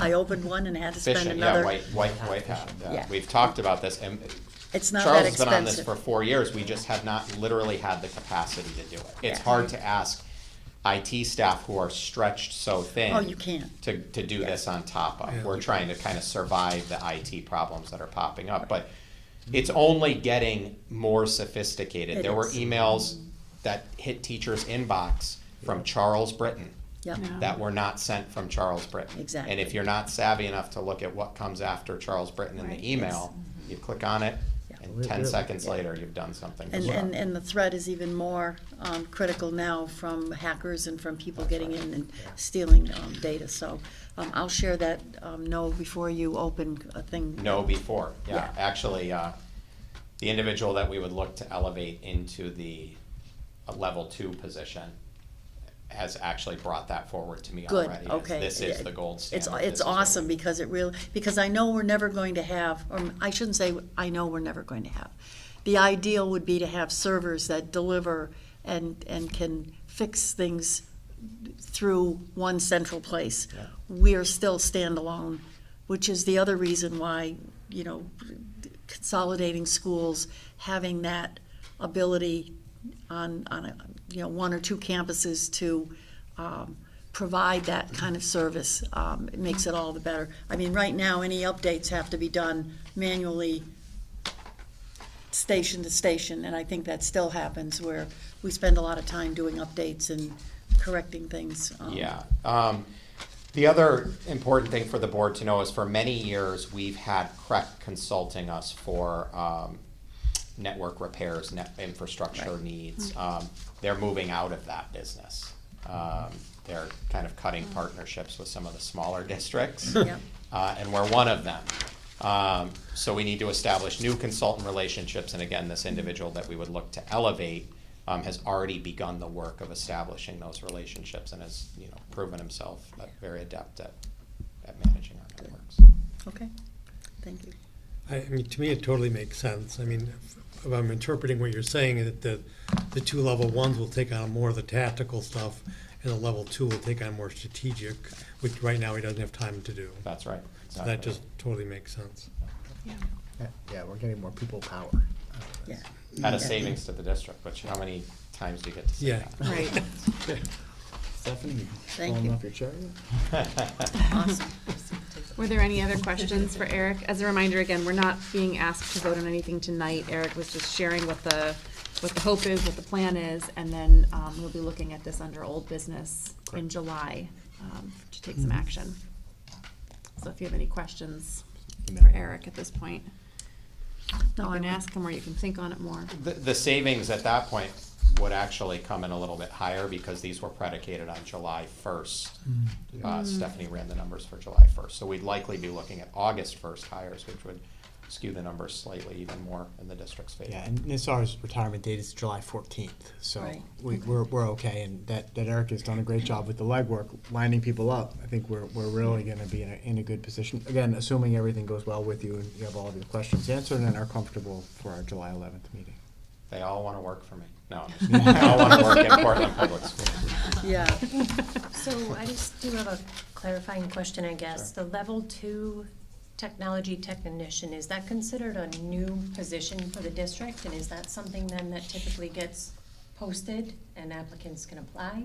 So it is considered a new position, and that it would be a new job description. So the board, these job descriptions have gone before the personnel committee. We would ask the board to spend the next month or 3 weeks reviewing the job descriptions to take action on them in July. But if there's any feedback, we would certainly amend them.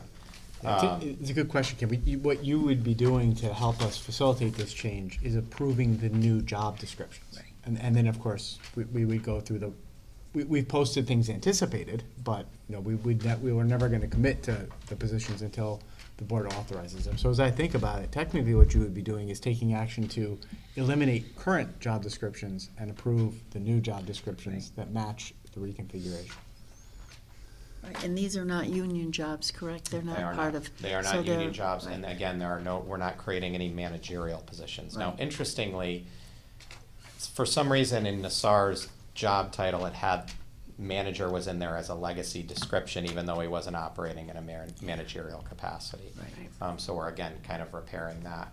And then the process would be that we posted them as anticipated internally. Internal first. And that's garnered interest from the 3 individuals that we were hoping would express interest. And we're just in a holding pattern, and I've told that.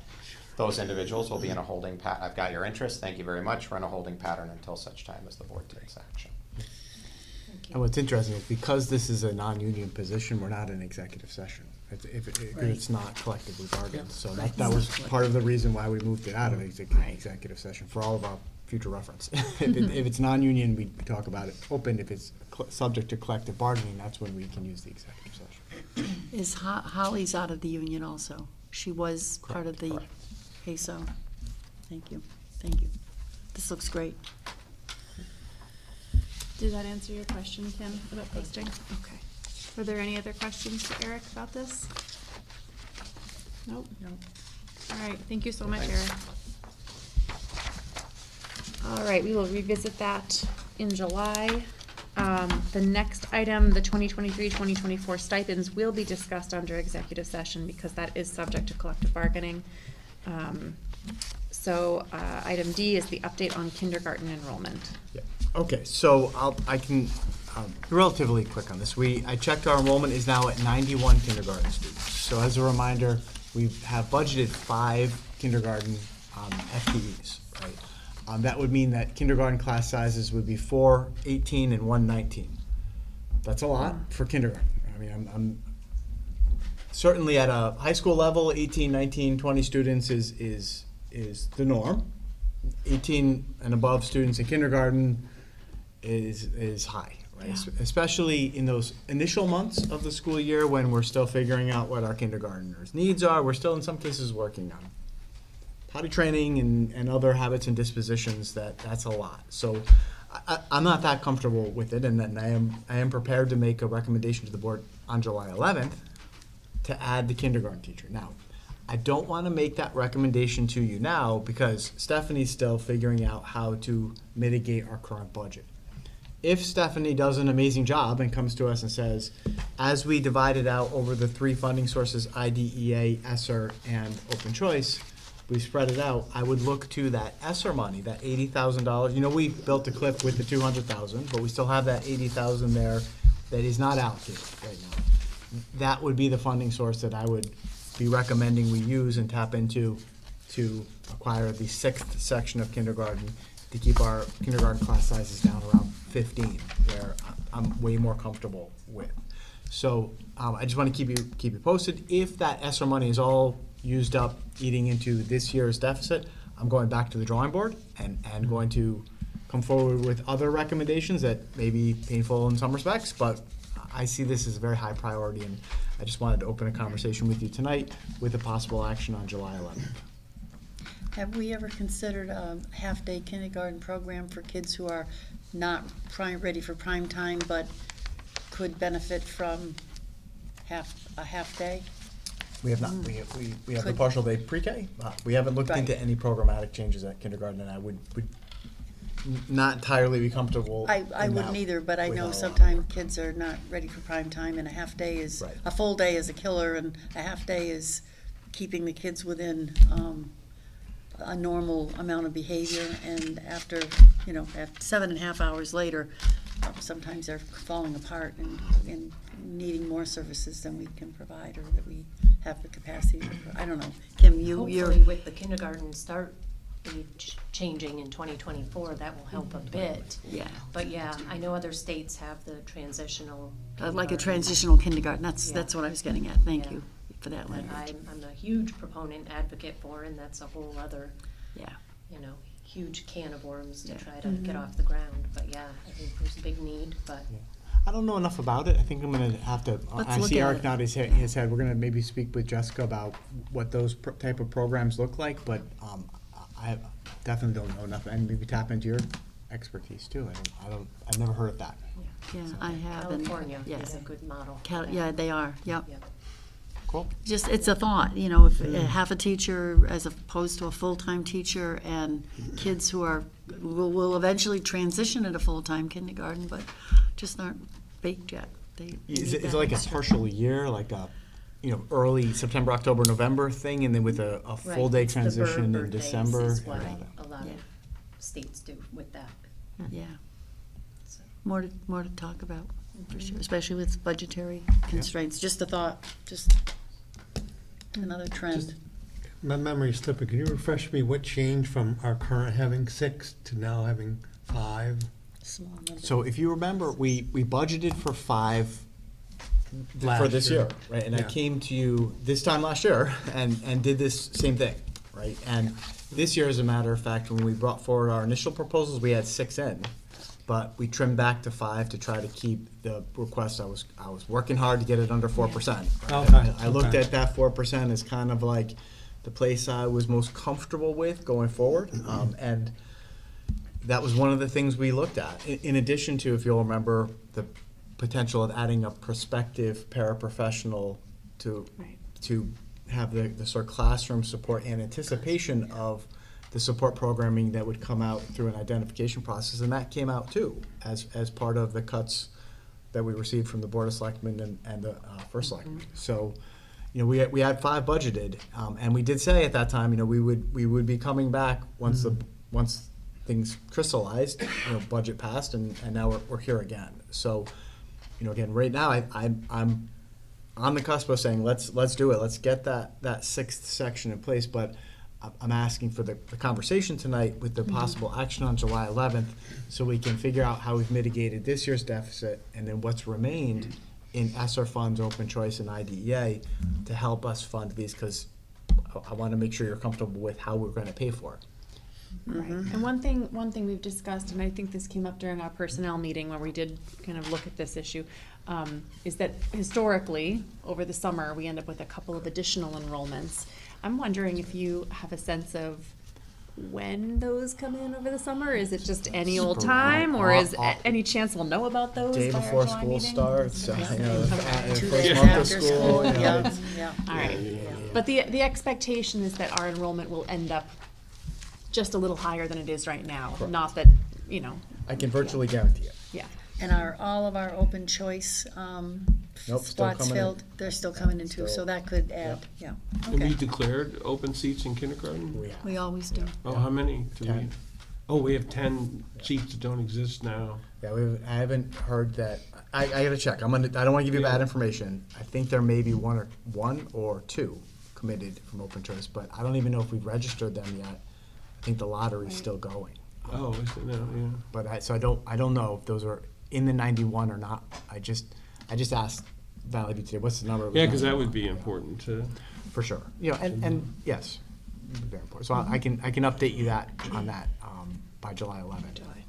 But I agree. I think if history is a guide, I think we can expect that kindergarten will be around 94 to 98 by the time we start, as additional enrollments come in late June, July, August, and people move into town, and we're starting to get calls from people, Yeah. and I think that's where we're going to end up. And that 6th section is going to be really important. That's going to be important. Yeah. How we pay for it is also going to Right, always. be really important. It's amazing, look at the numbers though, how in 1st and 2nd grade, we're down in the 70s. Yeah. Where does those 20 people go? Because if you say we start every year in the 90s, and then all of a sudden we're down in the 70s. No, he's not saying we start every year in the 90s. He's saying we start, add we people end up adding a in few the additional summer. students over the summer. Over the summer. Or early fall. So Yeah. if we're currently at 91, We then can anticipate a few more. We can anticipate between. And then just conceptually, I don't see any more new housing developments or anything, or people moving out of town. I look at the house transfers, there's 1 or 2 a week. People aren't having babies, I mean, And that's yeah, part and of it's it. like nobody in my neighborhood has changed, so I just don't know where all the new kids are coming from. I mean, I think our population study. Pretty stable. Yeah. But it showed that there was a little bump in. I think Peter Prouda told us, we're at 1280, and we can anticipate being at 1280 for the next 10 years with maybe upwards of 5% increase. But, I think generally speaking, we can anticipate somewhere between 80 and 100 students. The hard part is 80 students, 5 sections. Right. 100 Yeah. students, 6 sections. So it's just math. It's Yeah. is how, yeah. No crystal ball. Yeah. Any additional questions about the kindergarten enrollment? No.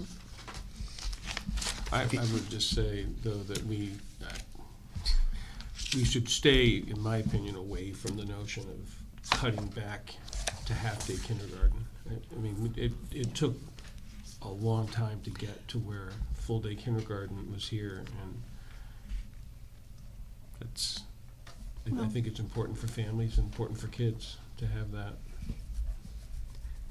Well, I think it's a trend in some places, and I think people are looking at early childhood education just in general. I mean, we always hope for preschool, universal preschool. There are some models that allow boards, districts to charge tuition. There is a model for that. But I think the whole early childhood concept has changed. Daycare needs have changed. So I think it's worth looking at, but To clarify though, Meg, you're suggesting that we could consider looking at it as an option to offer families. No one's suggesting that our district would be looking to cut kindergarten to half day. Yeah, no. Right, that's not what you were suggesting. No, you're interpreting what I'm saying. I'm just saying what I heard. But you're proposing that we would charge families tuition? No, you know what, I'm gonna stop there. Okay. All I'm gonna say is that there are trends in early childhood education, and, there's a lot of options, and I think rather than say, no, we're not, or yes, we are, I'm not offering, a backward movement to go and cut kindergarten back into half-day sessions, absolutely not. But I think Kim and I just said that there were school districts in California, other places where they offer a transition year between preschool and kindergarten as an alternative to a child coming in full days, particularly with behavior issues or immaturity or whatever. So we're good. I'm good. I think outside of the box sometimes, and probably should get more information before I say anything. So my apologies, my bad on that point. And so I think it's good to think creatively in terms of this particular moment moving into this school year. I don't think anybody's suggesting that we make cuts to full day kindergarten. No. Only that we provide enough sections to meet the needs of the numbers of students that we have. Exactly. Agreed. All right, are we ready to move on to item E? Discussion of special education needs at the high school. All right, so do we have Dawn Davis on? Can you unmute her and let her address us in some way? I tell you what, while you see if you can get her up here on the screen too. I'll give you a quick preview, and then Dawn can answer questions along as well as I can. So we have a very large number, and we put the statistics in the Dropbox of special education students at the high school next year. Servicing special education students are special education teachers who case manage and provide direct services to students.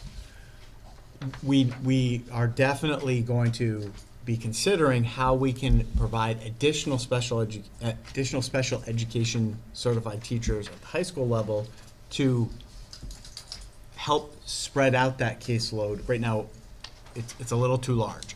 I'll let Dawn talk to you the specifics about the need and the numbers, and then I'll talk to you about how we might fund it. Again, not a decision we're going to make tonight. Tonight's just information discussion. But I would ask that we put it back on the agenda for the July 11th meeting. So, Dawn, are you there? Can you hear us? I'm here. Yep. Good evening. Can you hear me? We can see you and hear you. Excellent. So good evening, everybody.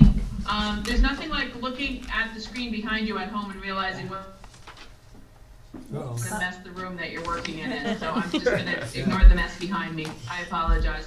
But anyhow, it's good to see everybody. I did give Tricia a report that I shared with the Personnel Committee when we met last week. And it just gives you a rundown of the status of what's been going on with special education numbers at the high school level. Ms. Lawson as the principal and the case managers at the high school level, there's two of them that do not work in special programming. They simply support students in their gen ed classrooms or in the guided learning resource room.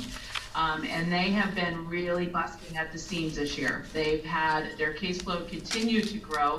There's a couple phenomenons that we looked at as why that happened.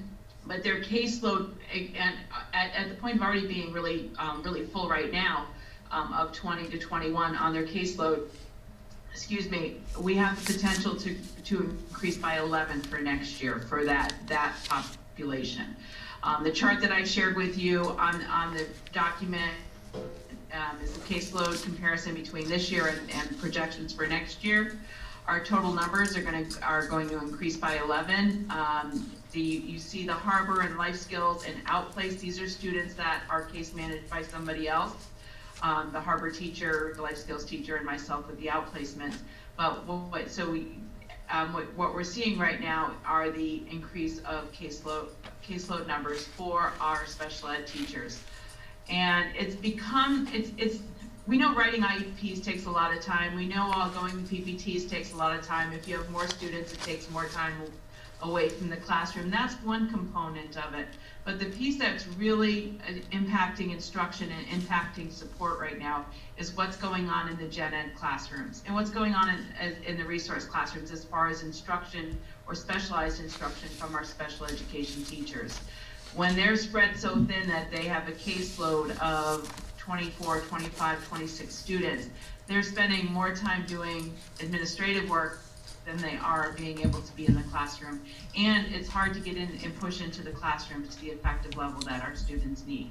So that's where the concern is. It's not just about writing a whole bunch of IEPs or, you know, extra work like that. If it was just that, we could kind of weather it, but the issue is that these teachers are being pulled in so many directions. Instruction can get watered down and it's not going to be as effective, and we know that can have an impact on student learning. What changed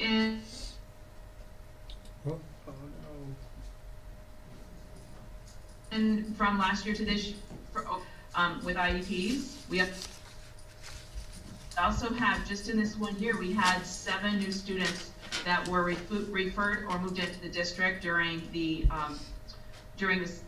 school year. So that together right there that's our 11th. I will tell you, just yesterday we have a student returning from outplacement who now will go on the caseload of possibly these folks as well. So this number could even go to 55 after this PBT is held. So there's a lot of, it's just really building upon there. So in order to round out to be able to round that out to make it so that we can be more effective in the classroom, we're looking to increase that number by, that teaching number by 0.5 FTE. We know that's going to be difficult to fill, but looking at our budget and where we are right now, we're going to post for the 0.5 and hope that, you know, as anticipated, and start to see what we're looking at. That would be our proposal to help support this need right now. It's grown at the high school. Any questions? None that I think you can answer, but the numbers just seem like unbelievable that in 1 year the number just keeps growing so largely with the amount of students that in the population of Portland doesn't seem to be growing at all, but yet the special ed portion of it is. And it's just, I don't know if anybody's done any research. Is this common amongst all the districts in the area? What's going on? You know what I mean? So I'd like to tackle a couple of those points that you made, Dave, because those are valid points. You're right. The numbers. How are we going up by that number of students? I will tell you, graduating out, we had a class of special ed students graduating out that is half the size of the students that are moving up to 9th grade from 8th grade. If you remember, we've spoken in the past about bubbles in certain class grades where there's like a larger amount of students with special education needs. And right now, the 8th grade class is at 23% of their class. A class of 95 has 22 students with special education needs. That class has been a bubble since, well, I came here, I think they were in 3rd grade. They've been a bubble for years, and it's just a large population there. So they're coming up to the high school, and what's leaving is the class of 23 had 11 students in there, so it's doubling. I mean, right there, we can see an increase by 11 just in that situation. We do across the district, and I spoke about this a little bit last month when I gave my report, we do have some classes that have really large amounts of special education, and then we have other classes that are much smaller. This year's first grade class is half the size of what this year's third grade class is moving up. We've also looked at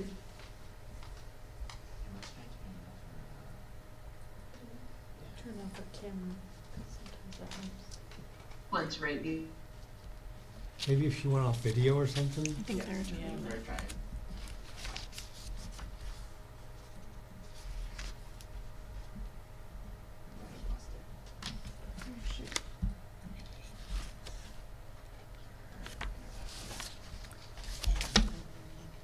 It's all right. Why don't we, just to keep this going here. Yeah, certainly. We're not asking, definitely not asking for any decisions. I think that what we'll do on July 11th is we'll have Dawn here in person so she can address some of the phenomenon that has occurred with it. The need right now is for 0.5 FTE special education teachers to help support the 2 full-time special education teachers. Right now, the funding source we would look to for that would be the Individuals with Disabilities in Education grant. Again, same situation though, right? We're gonna mitigate this year's deficit with a combination of ESSER funds, which if we don't need them, could go to the kindergarten teacher. IDEA funds, which if we don't need them, could go to the special education needs, or open choice, which you're gonna hear me talk about in a minute when we get into executive session, right? So we're not ready to make any recommendations or identify the exact funding source for it. That will all come on July 11th. In terms of the identification rates, I'm sorry, Dawn got cut off. Why don't we make that a focus of her in-person presentation and discussion with us on the 11th? Otherwise, send her email questions and she can respond to them in writing.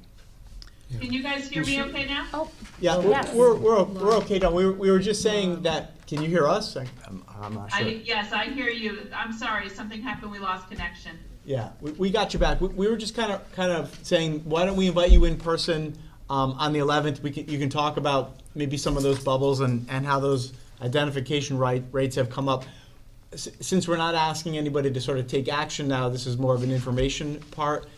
We can pull together questions from the board in writing and get them to you and have you address them in person when we get back together on the 11th. Would you be comfortable with that? Are you asking me? Yes, I'd be more than glad to address things on the 11th. Okay. Great, and we'll have you here in person, so the technology won't be an issue. Yeah, send the questions to Laurel for the board or through you? Sure. Yeah, Okay. you can send Yeah. it to both of us. I think that's a fine. good. And Dawn, can you hear me if we're still talking now? Yes. In the meantime, is everybody comfortable with that approach? Otherwise, it Absolutely. sounds like we Yeah. have Dawn, at least audio here. Yeah.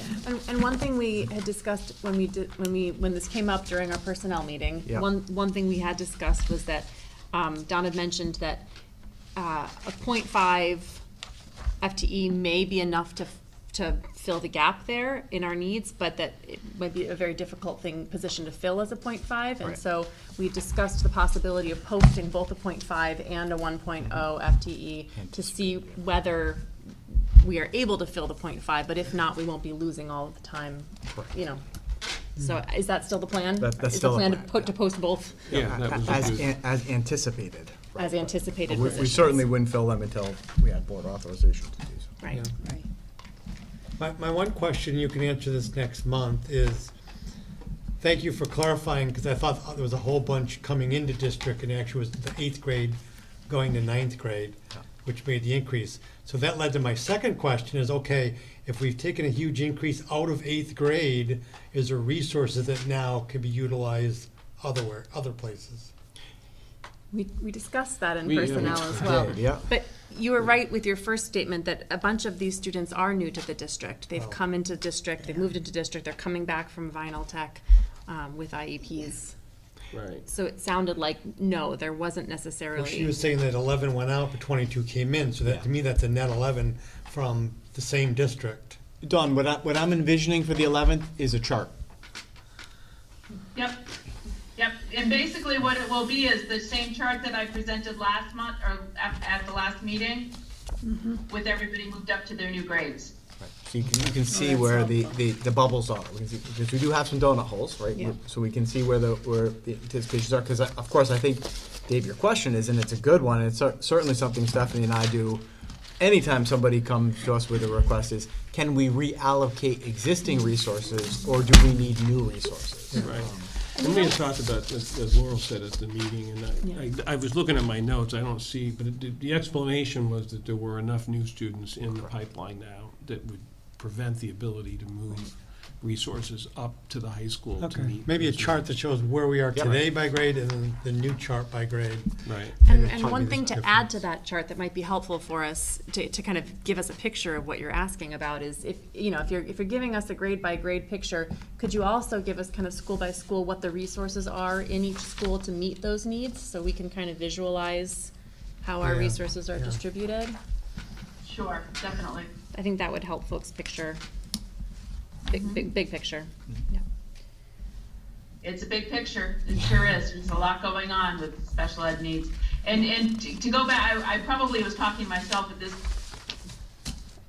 point when I was trying to answer Dave's question, but the reality is that our numbers are up post-COVID still. We're starting to see in the younger grades a decline, but not enough to totally reallocate from one school to the next. All right. If there are additional questions that, as you're kind of mulling this over, if you have additional questions, please definitely send them, especially to Charles, so that we can make sure that we have that information for our July meeting. Does everyone feel comfortable with that plan? Yep. All right. Thank you, Dawn. You're welcome, have a good evening. You Thanks. too. Thank you. Okay, let's move to old business. Item A is the continuation of the discussion of the school facilities recommendation. So, do you want to, is there anything you want to preface? Yeah, just I think that, we've been talking about this. I don't yet know, because I don't think I've seen it on a agenda or had a discussion with Ryan or the Board of Selectmen when they plan to take up a discussion about the recommendations, right? In my mind, the reality is ultimately the Board of Selectmen is vested with the authority to direct or make the decision about how many school buildings are used or what school buildings become.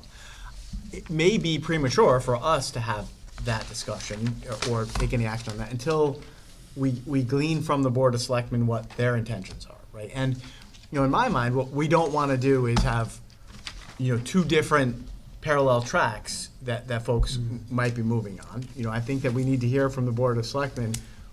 We embrace the facility study committee report as presented, or we recommend the following adjustments. But I think right now, I haven't heard from the Board of Selectmen when that's happening. But otherwise, I stand by the facility study report. We worked hard on it. The recommendations are what the recommendations are. And ultimately, I think the Board of Education has an important role in the development of ed specs and planning for the space. But I see it as the prerogative of the Board of Selectmen to say, this is what we intend to do. Yeah, I think that's a reasonable and prudent approach, Yeah. frankly, because I think that was one of the things I had in my head, is you don't want to create this dynamic between us and the Board of Selectmen on us taking a hard position now, and this is exactly what must be. I don't think that'll benefit the situation in any way whatsoever, because there is a wide chasm there. I also don't think from where I was sitting at our last meeting, it didn't sound like the board was ready to take a hard position on anything. It sounded to me like we Right. still had a lot of questions, and I imagine the Board of Selectmen have similar questions. So I'm kind of hoping to hear some conversation from the Board of Selectmen to kind of hear what they're thinking and where they're sitting with all of this, Right. and that maybe that will inform Right. how we want to move forward. I think using the recommendation that came forward as the kernel around which we try and extrapolate is a good thing, rather than like if we came up with we decided we're not going to take that and we're going to fall on this. Now you have these two competing notions out there, and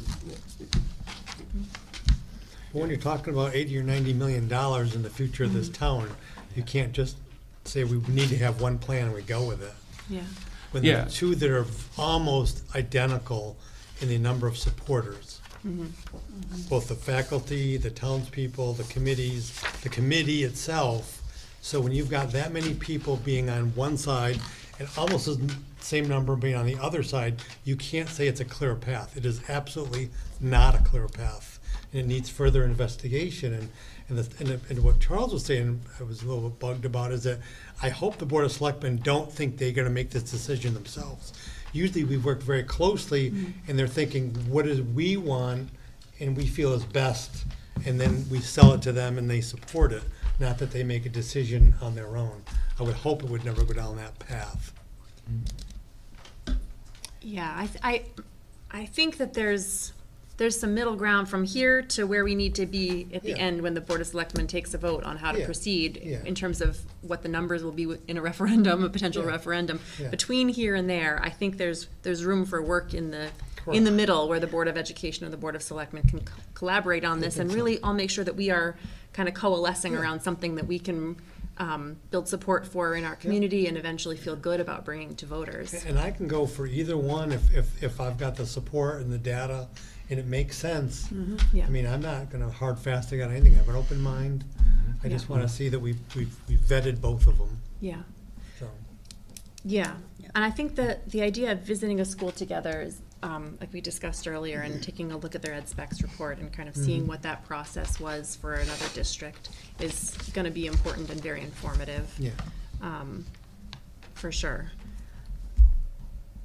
Yeah, I'm curious if folks, I hadn't heard from anybody since our last meeting, so I'm curious if there were new questions, if there were new concerns or thoughts or ideas or anything that's come up for folks since our last conversation. No, I think, I'm thinking more and more of what path you're going down is find somebody that's done this, look at their ed specs, visit their school, take them into a room with closed doors and say, what would you do differently if you had to do this over again? If they say, we love it, it's working out, or, oh my God, this has been a nightmare, 100%. then we hear that. And then you can share that with us, type of thing, without names or districts, but, And I know for my superintendent's networks, people would be happy to do that for us. Yeah. So whether it's Scott Nickel or Kate Carter or other people who I know are yeah. way more experienced in both writing ed specs reports and living through the whole process, Yeah. I look forward to that. I think it's Yeah. going to be a great experience. I think that's a great thing, because you find somebody that's been through it, or a couple of people have been through it, and get their opinions, Yeah. get their experience, and then, we can kind of use that as a good basis of what we're gonna be looking at. I'm kind of right with Dave, like, I'm leaning in one direction, but I am not hard fast on either. Yeah. well, I think we still have, there are some serious questions about both properties, but how they're gonna be utilized, and not just for the building, not just for what happens inside, but also the flow of traffic, where the kids play, all of those things, and I don't think we have gotten any of those answers. So, to be continued. So I think that kind of takes us back to a question that came up in our last conversation, which is really, I think, about process. I know that you're kind of itching to get going on this ed specs report because I'm hearing from you just how much time and effort and work that's going to take. And I, have a lot of respect for that. But also there's, in terms of what you just brought up, Meg, it sounds like there are questions about both properties. And I guess I'm just curious, process-wise, is there a way to gather information about some of these questions that we've had about both of these properties before we get to the point of writing the ed specs? Or is it that the ed specs answers those questions for us? David brought up, a question last time. Is it possible that we would explore what an ed spec would look like for both Plan A and Plan B? Or do we really need to be firm in what our commitment is before you start the writing of the ed spec? So I've kind of said in the facility study, we couldn't write an ed spec for the 8 different options that we had done. That was asking too much. And to be completely honest, I think writing even 2 ed specs would be a lot, right? Yeah. We gotta kind of like get going on the one, right? And certainly I think we have all of the information we need from the facility study report to if it were hey, we like this idea of the two school model, that would be the one to get going on, right? And I do think that at some point, that direction should be given, right? Because I mean, it's going to be a lot of work. I know it is, and it's going to involve Dawn and Eric and the principals, and are we going to be designing a school that matches the science of reading and our support service programs? I mean, we've got to invest a lot of time and thought into every line of that, because that's what the architects use to design the extensions, renovations, new construction that comes with it. I don't know that we have the bandwidth to write 2 ed specs reports. I think we've got to set our mind on an approach, right? And then do it, and because out of that is going to come an awful lot of pre-referendum information, renderings, pictures, designs, drawings, and budgets. How much specifically this will cost that we really need to vet out. And to me, I see the date as November 2024, right? That we have now a little more than a year to go to get to that important moment, and we have, we're really at the end of. I thought when the facility study report came out, the end of the beginning, right? Now the middle part is going to be all of the pre-referendum work we need to do, which will be hopefully the end of the middle will be an affirmative referendum that everybody's behind, and then we will be at the beginning of the end, which is going to be the massive amount of work to RFPs and construction companies and let's go, right? So we have a lot to do. We're blessed with time, right? I think we have this year and a half, but I am interested to hear, and that's why I was kind of at. I know it's a collaborative process because the ed specs report is the prerogative of the Board of Education, but it really is the prerogative of the Board of Selectmen to say it's 2 schools or 1. Sure. This is what we want you to do. Either embrace these parts of the facility study committee or not. Otherwise, the clock's ticking, right? And we need to move at some point. So Charles, who's responsible to determine whether or not Brownstone, the park and rec department field that abuts the parking lot, Agalotti Field, which is also park and rec and a town park, who is responsible for determining, because that really is essential to whether or not that school is even suitable for elementary school kids. Actually, I was going to take that a step further, not to interrupt you, but I was going to say the thing that still bothers me is the architects did a great job of designing a Valley View school with the surrounding parking lots, drop-off areas, everything. Then they went to Brownstone and they did nothing outside those 4 walls. How can you do that? We paid them to do that. We want the full spectrum of, if they're going to redo the building, we want to see what they suggest for the outside playground, drop-off, parking, whatever, and how much it's going to cost to get there. Yeah, and the good news is Friar's still working with us. Yeah. Yeah, they're not But I done. think what I'm hearing and what I'm feeling also is, can we get those answers before you dive into writing an ed spec? Yeah. And deciding. I mean, we don't know that the property is really suitable to do any of that, and that's the part that's missing. We know what can happen in Valley View. We don't know what can happen at Brownstone. And whether or not Park and Rec gives up that blacktop and we can make it into a really nice playground, and what is that gonna cost us? Because I think the last playground was something like $70,000 for playscapes. Or do we use Agalotti Field and figure out how to get the kids across the street? Those are all big questions. My fear, no offense to Luke, because he did a great job, is that we try to make it so that Brownstone fit into a model. And we didn't take everything else into consideration. We just said, okay, what are we going to carve out to get to the percentages for the state to get us in a dollar range that it makes it more feasible than building a big school at Valley View? And that's the uneasiness I have. If we get all the T's crossed and the dots I's and it works out that way, great, I'll support 100%. But I just have some uneasiness with the way it came out. And in my mind, I agree with you. And I think that if what we would need to do is write an ed specs report with things in it that say a safe and secure pickup and drop-off space, bus loop, and parent pickup that's not on Main Street. Right. And we would need to, for example, right, and we would Yeah. need to write into an ed specs report, safe access to green space with playscapes and areas for students in potentially third grade Yeah. to play, right? Yeah. And But the fear, I think, Charles, is that they're gonna come back and say, you just don't have the physical space to accomplish all that. Yes. I want assurance ahead of time Well, that that's- we that's do right. have the physical space to accomplish that. That's right, and my thinking is you write an ed specs report, and Friar is gonna collaborate on the design of that ed specs report.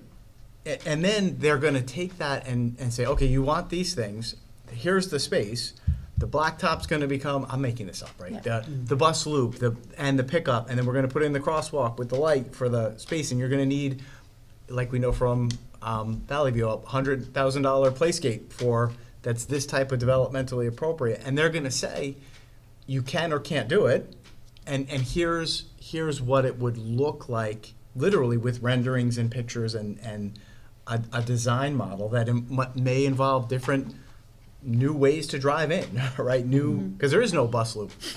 A helicopter There is landing none. pad. Right, I mean, so Helicopter how would you landing create a bus pad. loop and that type of thing? And that's just the reality of it. But at this point, I don't think Friar would have let us get this far if that was impossible.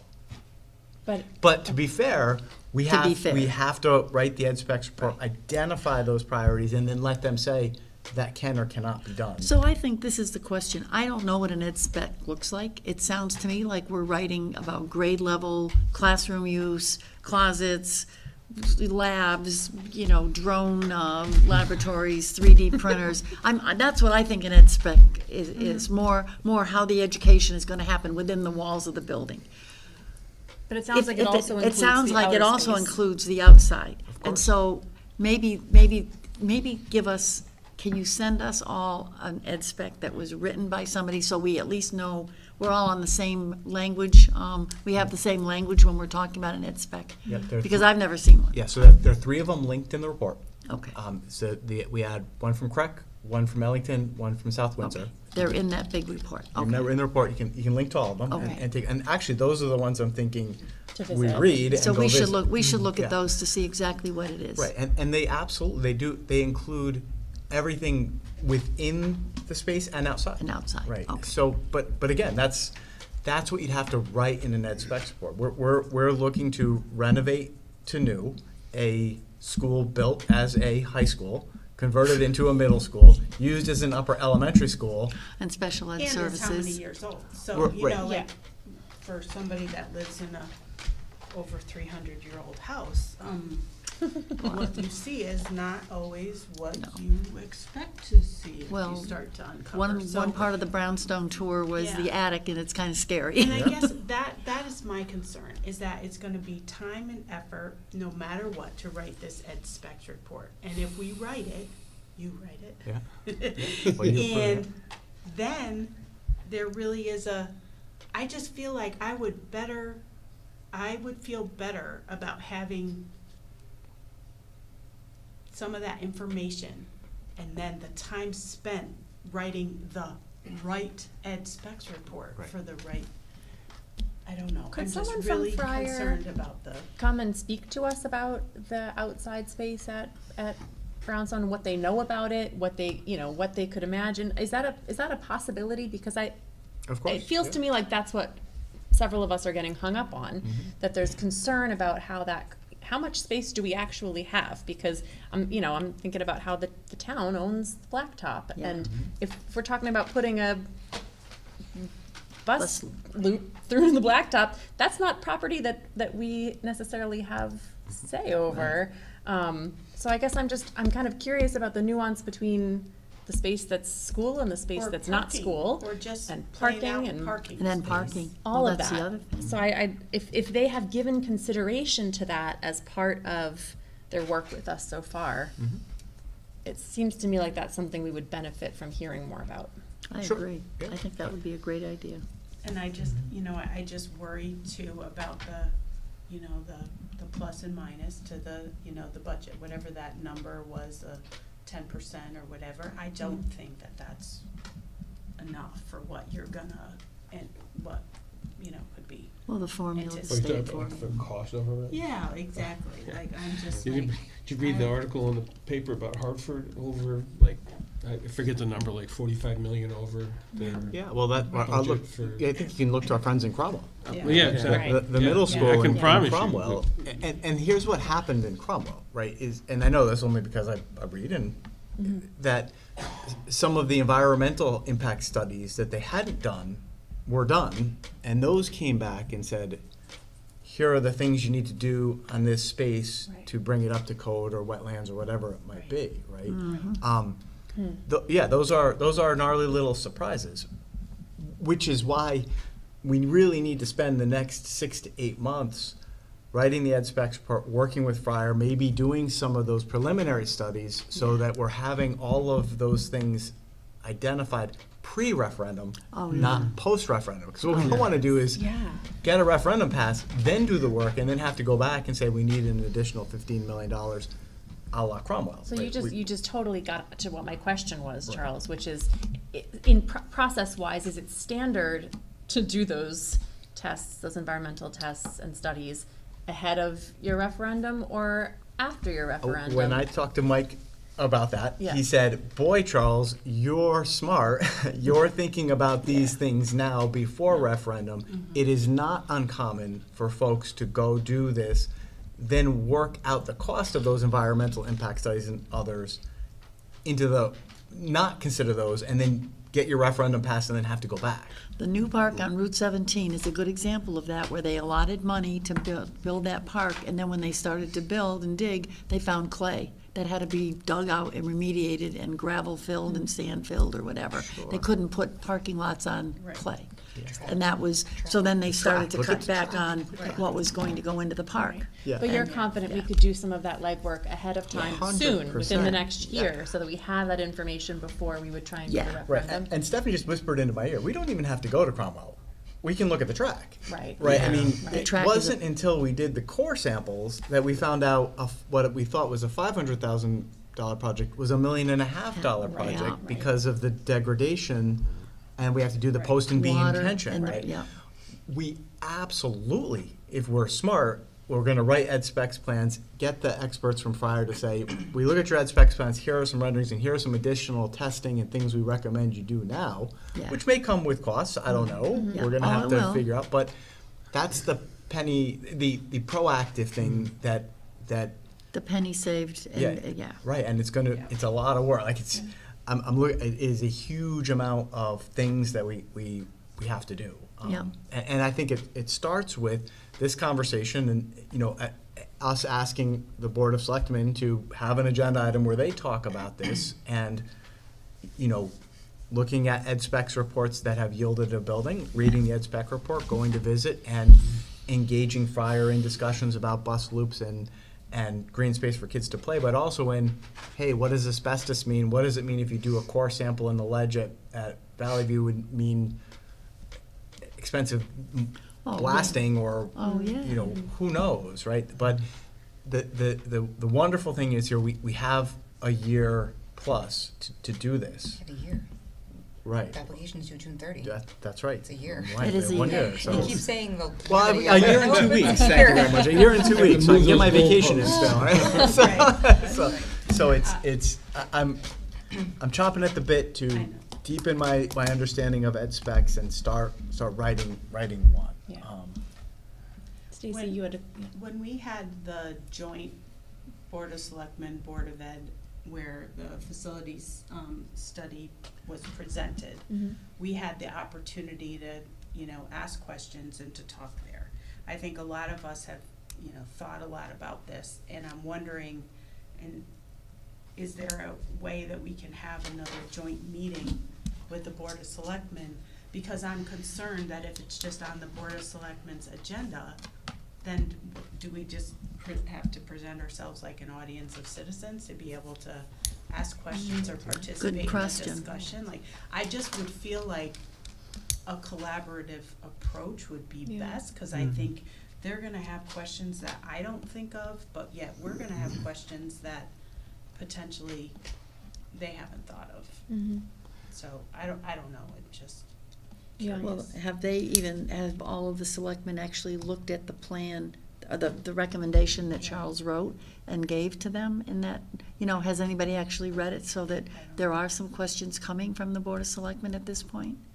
And we don't know that. I think you're right that a collaborative approach is what's best for. Absolutely. That's what's best for our community, 100%. I know that we have an interest in working collaboratively. I believe the Board of Selectmen does as well. And, I can bring that as a question to Ryan about whether there's space next for another joint meeting to have more conversation. Whether they intend to put it on a future agenda for them to kind of have a conversation similar to what we've been having the last 2 meetings.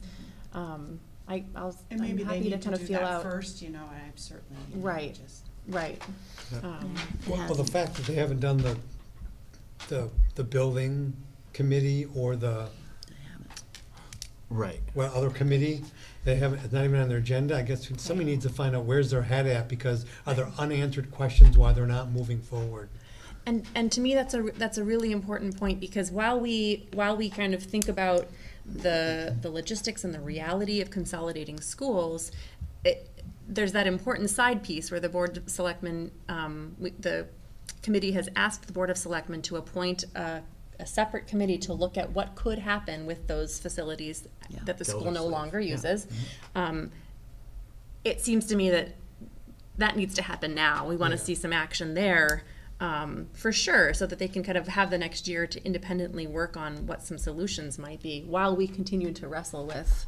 Or is there a reason why they're not doing it, and there's some unanswered questions or uneasiness that needs to be addressed? Good question. Good point.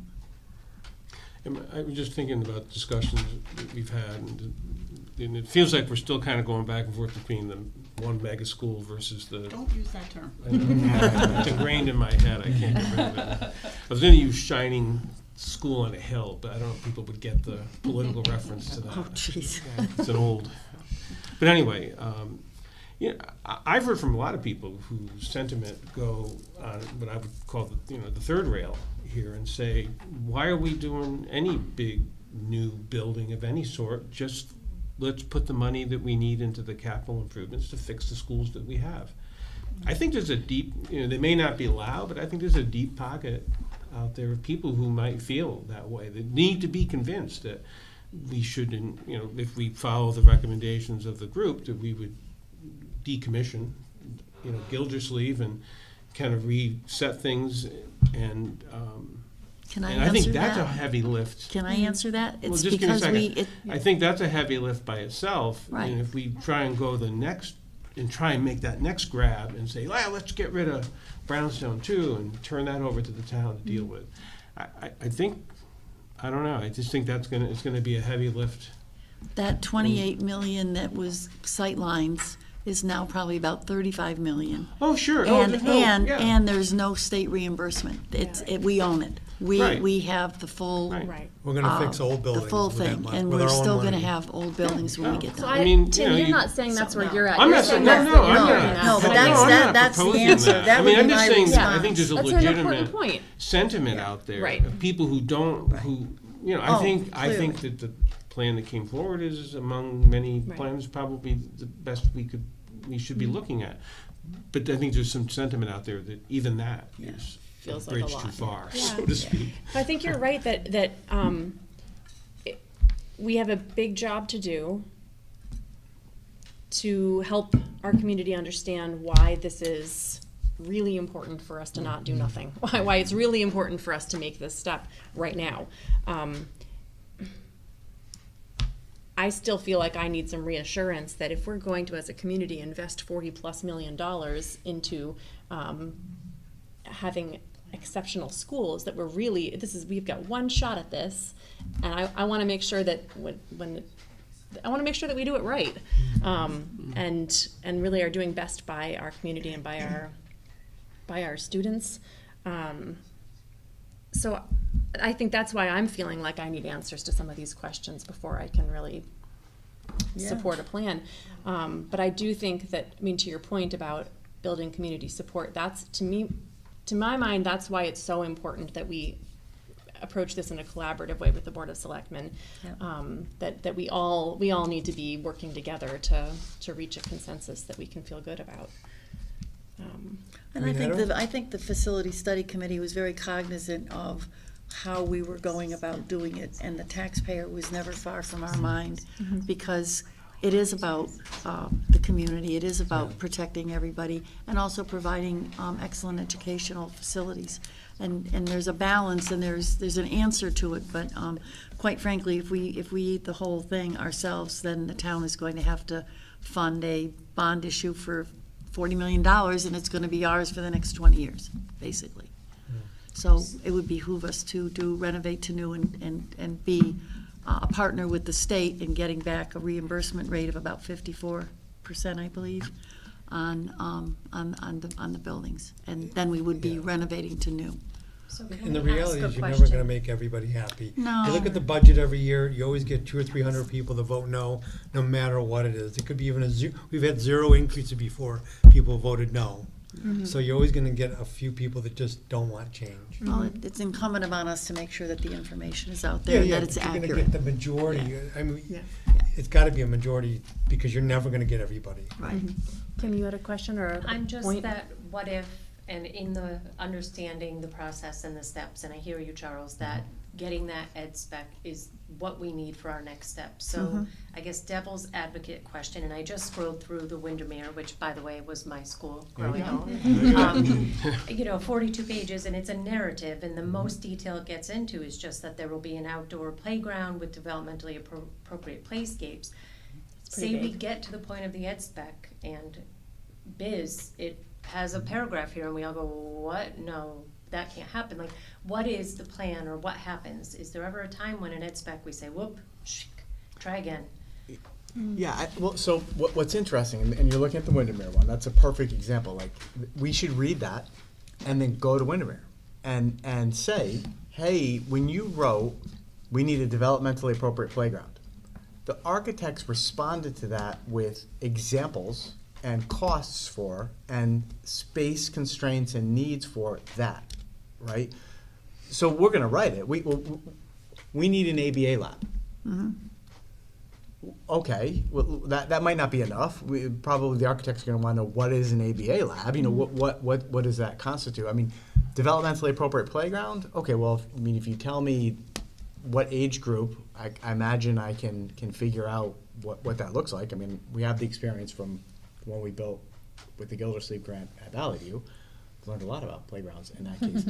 But this is what I mean by it would be a wonderful exercise to see that in writing, then go look at it, and then ask Scott Nickel and his team at Windermere, when you wrote that, did you get several examples? Did they come back to you with blueprints and drawings and design specs for where it would go, how it would be situated, how students would access it? And how did that inform your thinking about whether what you wrote in the Ed Specs report is what was provided to you from an architect using that Ed Specs report to develop your budget and your plan? And did it work, right? What would you have changed if you had to do it over, or was it perfect?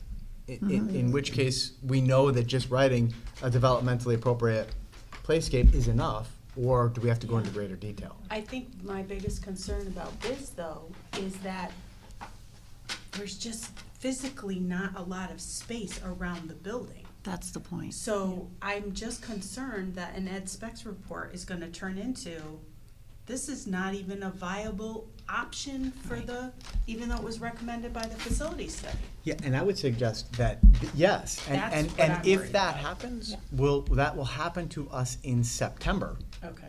Right. That's why we should use this summer and early fall, so that if we write an Ed Specs report after doing our homework and vetting it out and spending a lot of time, and we share it with Fryer, and Fryer comes back and says, we've seen your Ed Specs report, we've looked at the Google Earth picture of the space, what you want can't be accomplished. Right. Right?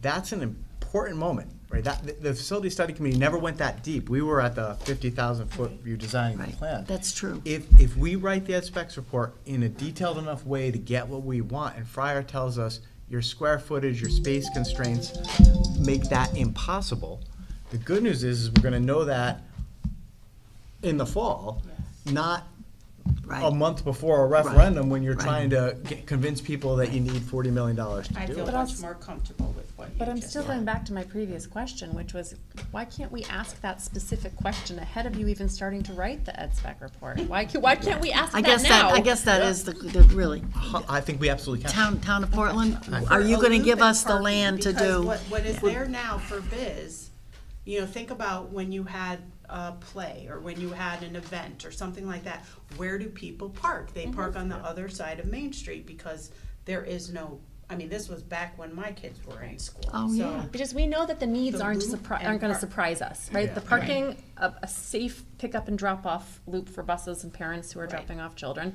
and a play Play space area. area, so that, and a green space for students to be outside, for teaching to happen outside if they want to, for, you know, outdoor space is important. Those are not they're not gonna surprise us. We know those things are important to us. Can we ask Yes. now? Is it Yeah. is it possible to Yeah. find enough space? 100%. I think I can have that call with Fryer and say, hey, just before we even go down this road, here is one big question that's come up. Yeah. Take a look at the Google Map Earth of the physical plant, the playscape, the current parking spot, and Agliotti Field. As your architect looks down on that, can you see parking, bus loop, parent pickup, drop off, green space for kids to play? And I know what they're gonna say. Sure, we can see it, but I think we're gonna want to know a little bit more Show at this us, point. yeah. Like, what is it? Well, how? And don't forget, we have the town using the basement with town parking, with Right. people going in and out as well. If the food bank were to move into the basement, we've got people in trucks coming in and out of there. I mean, Agalati Field could be part of a parking lot playscape, if they gave it to us. We could do something with the blacktop, but we don't own that property. So we're talking So I about, understand, just about the property, I mean, the town owns all the property. Yeah. Right, they own the building, I mean, I'm not conceptualizing why. Park and Rec own Agalati Field. They don't own it. Well, they utilize it. utilize The town it. allows them to utilize it. right. So what we would need to do is bring a proposal to reutilize it for more, and it's already utilized for Board of Ed all during the school year. So, you know, I look at that in time, I've been looking at this lie as we talk about this, and it's a big piece of property. You know, it is constrained on Main Street there, and there's a lot of stuff, but there, I just, you know, like, you have to get the Board of Selectmen to say, yeah, okay. We're taking these back Parks and from Rec, the- you're not gonna have access to that, it's gonna become whatever. I don't think that's as heavy of the list, of a lift as it seems to be portrayed. I think that's something that is part of that whole discussion that we need to have. Right. Right. is. Yeah, It is. and it would. I couldn't imagine. Although, would it be possible that the town might say, well, you know, your students can't use Agliotti Field from 7 to 3 during the school day when there are no parks and rec activities on it. Right. I don't envision that. I mean, I think. Yeah, that just doesn't seem reasonable. Right, but at the same time, we would need to. This is part of the hand in glove moment, right? We would need to be making sure that the town understood our vision for how the space would be used, whether it's playscapes or Parking lots. or whatever, and agreed to that if it qualitatively changed how the town was using it for the future, right? Right. But that's the collaborative moment. That is a collaborative moment. Has to all be vetted out between now and, as Stephanie reminds me, June 30th. Or so and you know, this is the exciting. Like, I mean, it's a lot of work. It's daunting, but I'm jazzed. Like, these are really important, exciting conversations to have. And to Tim's point, yes, we need to do this work and put it together in a compelling package to share with the voters, because ultimately they're the ones who are going to decide on the federal election in November 2024. And you know, we don't want to put forward a plan that comes with a big price tag and a vision that isn't well thought out. Just thinking about Agalati Field, if I remember correctly, I think that a lot of money's been spent to turn that into a higher quality athletic field. It's not, I Yeah. mean, to pose it as a parking lot, or I could see a lot Or of. even as a playground. There's gonna Or even a there play, would be a yeah, lot I of mean, pushback. Those it's, fields are used. you know, They're used by utilizing it soccer for and flag recreation, football. activities and sports and stuff. Yeah. I mean, and it's funny, because I don't think we would get a lot of pushback if some of that old exercise equipment on the blacktop at Brownstone went away. It's, No, definitely not. No. It's, you know, I mean, Definitely not. I look at it, I'm kind of like, No, but there might be people kind of There's a bunch of raising teenagers. eyebrows if you're trying to repurpose Agalati Field and or proposing that you invest $40 million in improvements to our building beautiful schools, that then you have to march third graders across the street in order to go to recess every day.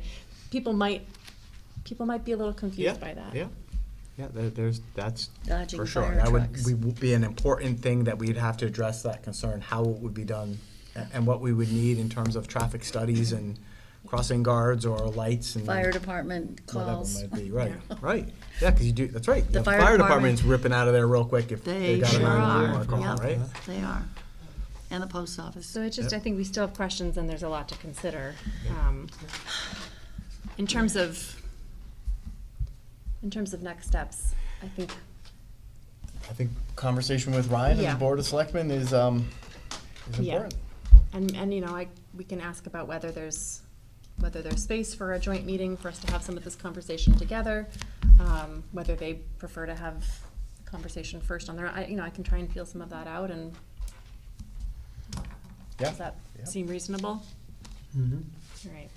Yeah, 'cause I don't, we talk about it at a joint session because we don't know where their heads are at, Yeah. the questions to ask. Right. I think we need to figure that out first. And if they say, we got tons of questions, okay, then let's have a meeting and try to go through all your questions, 100%. you know? Yeah. Yeah. Agreed. All right. So will you take up that or? Sure. All right. Sure. I'll reach out to Ryan. And kind of see where their See where their heads are. Where their heads are. And I'm happy Yeah. to help join you in that conversation. That sounds good. Yeah. Any final thoughts? Are we ready to move on? I'm ready to move on. You're ready to move on. Yep. I am too. It's after 9:30. All right. The next two items, the superintendent of schools evaluation and the Board of Ed self-evaluation, we are going to wrap up under executive session. So let's move to committee reports, and we can keep these kind of quick. The curriculum committee has not met since our last Board of Ed meeting. July 12th for policy. Personnel met last week, and you Talked heard about all these, yeah. all of it tonight. We'll revisit that in July. Building and grounds, nothing scheduled. CREC is tomorrow at 11:30. Board of Selectmen, Approving all the town hearing meetings that are happening tomorrow night, so. Great. Committee on Solidarity. They next meet on the 11th, July 11th. Okay. Equity and Inclusion, you all have not met. They're correct? They're done for the summer. on hiatus. All right, and school facility study, I think We're done. we could that. probably take that off our Yeah, agenda at this right. point. Yeah. All Tricia, right. do you need a vote to do that? I think we do. To take it off the agenda? No. I don't think No, so. I That's think a- we that's have definitely to, Yeah. one. but I think we have Yeah. one more set of minutes to approve or something, and then Sure. we are gonna I'm disband. not talking about disbanding Yeah, your committee, yeah. I'm talking about just, I don't think we need that on our, Yeah. on our agenda at this point. Right, okay. Different level. I would never disband your committee. Yeah, no. All right, audience okay. of citizens, do we have anyone who wishes to address the board? I'd like to say something based on what I heard here tonight. Debbie Law, 18 Belcourt. Two things. If you're a parent and you love your child, you want to know who they're hanging out with. You do. So I'm really curious to know that 12 other districts that are going to that science of literacy. I know just being an audience of citizen, I might not get my wish because I don't get to ask questions, but I'd really like to know that. And the other thing that I'm so concerned about is, it used to be reading, writing, and arithmetic. Now it's language arts, math, and STEM or technology.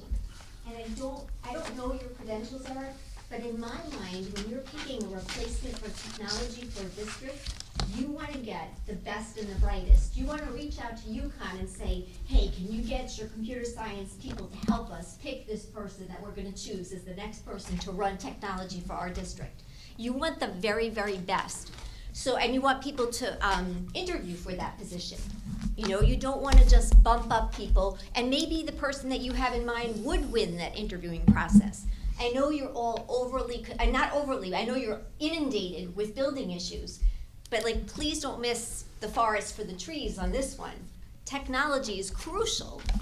I mean, it even like trumps math and language arts sometimes, because that's the mode for how children get that now. So please, don't overlook the importance of the decisions that we make in tech.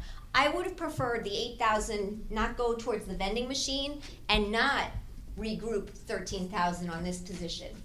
Like, if I would even vote for more money for this position. So I hope that's not lost on you, and have a really wonderful summer, and thank you for all you do. Thank you, Debbie. Are there any additional folks online who wish to address the board? Thank you. All right, Board of Education member comments. Let's zip around the room. Tim. I feel like I've said enough. I hear you, Stacy. Okay, Kim. Just want to say kudos about the graduation ceremony, like you said, the student-led graduation ceremony. It It's just had so such a cool. great feel. Yeah. Great. I agree. Yeah. Dave? I'm good. Okay. Great. I'm going to offer a really brief reminder that Portland's Juneteenth celebration is this Saturday, the 24th, from 11 a.m. to 2 p.m. at the Riverfront Park, and hope to see you all there. I'm sure it will be a wonderful community celebration. Another quick reminder that tomorrow night, 6:30 at the Buck Foreman, is the Board of Selectmen hearing and town meeting. And our radio grant, matching grant, will be on the agenda, so if we can, let's be there. And I think that's all.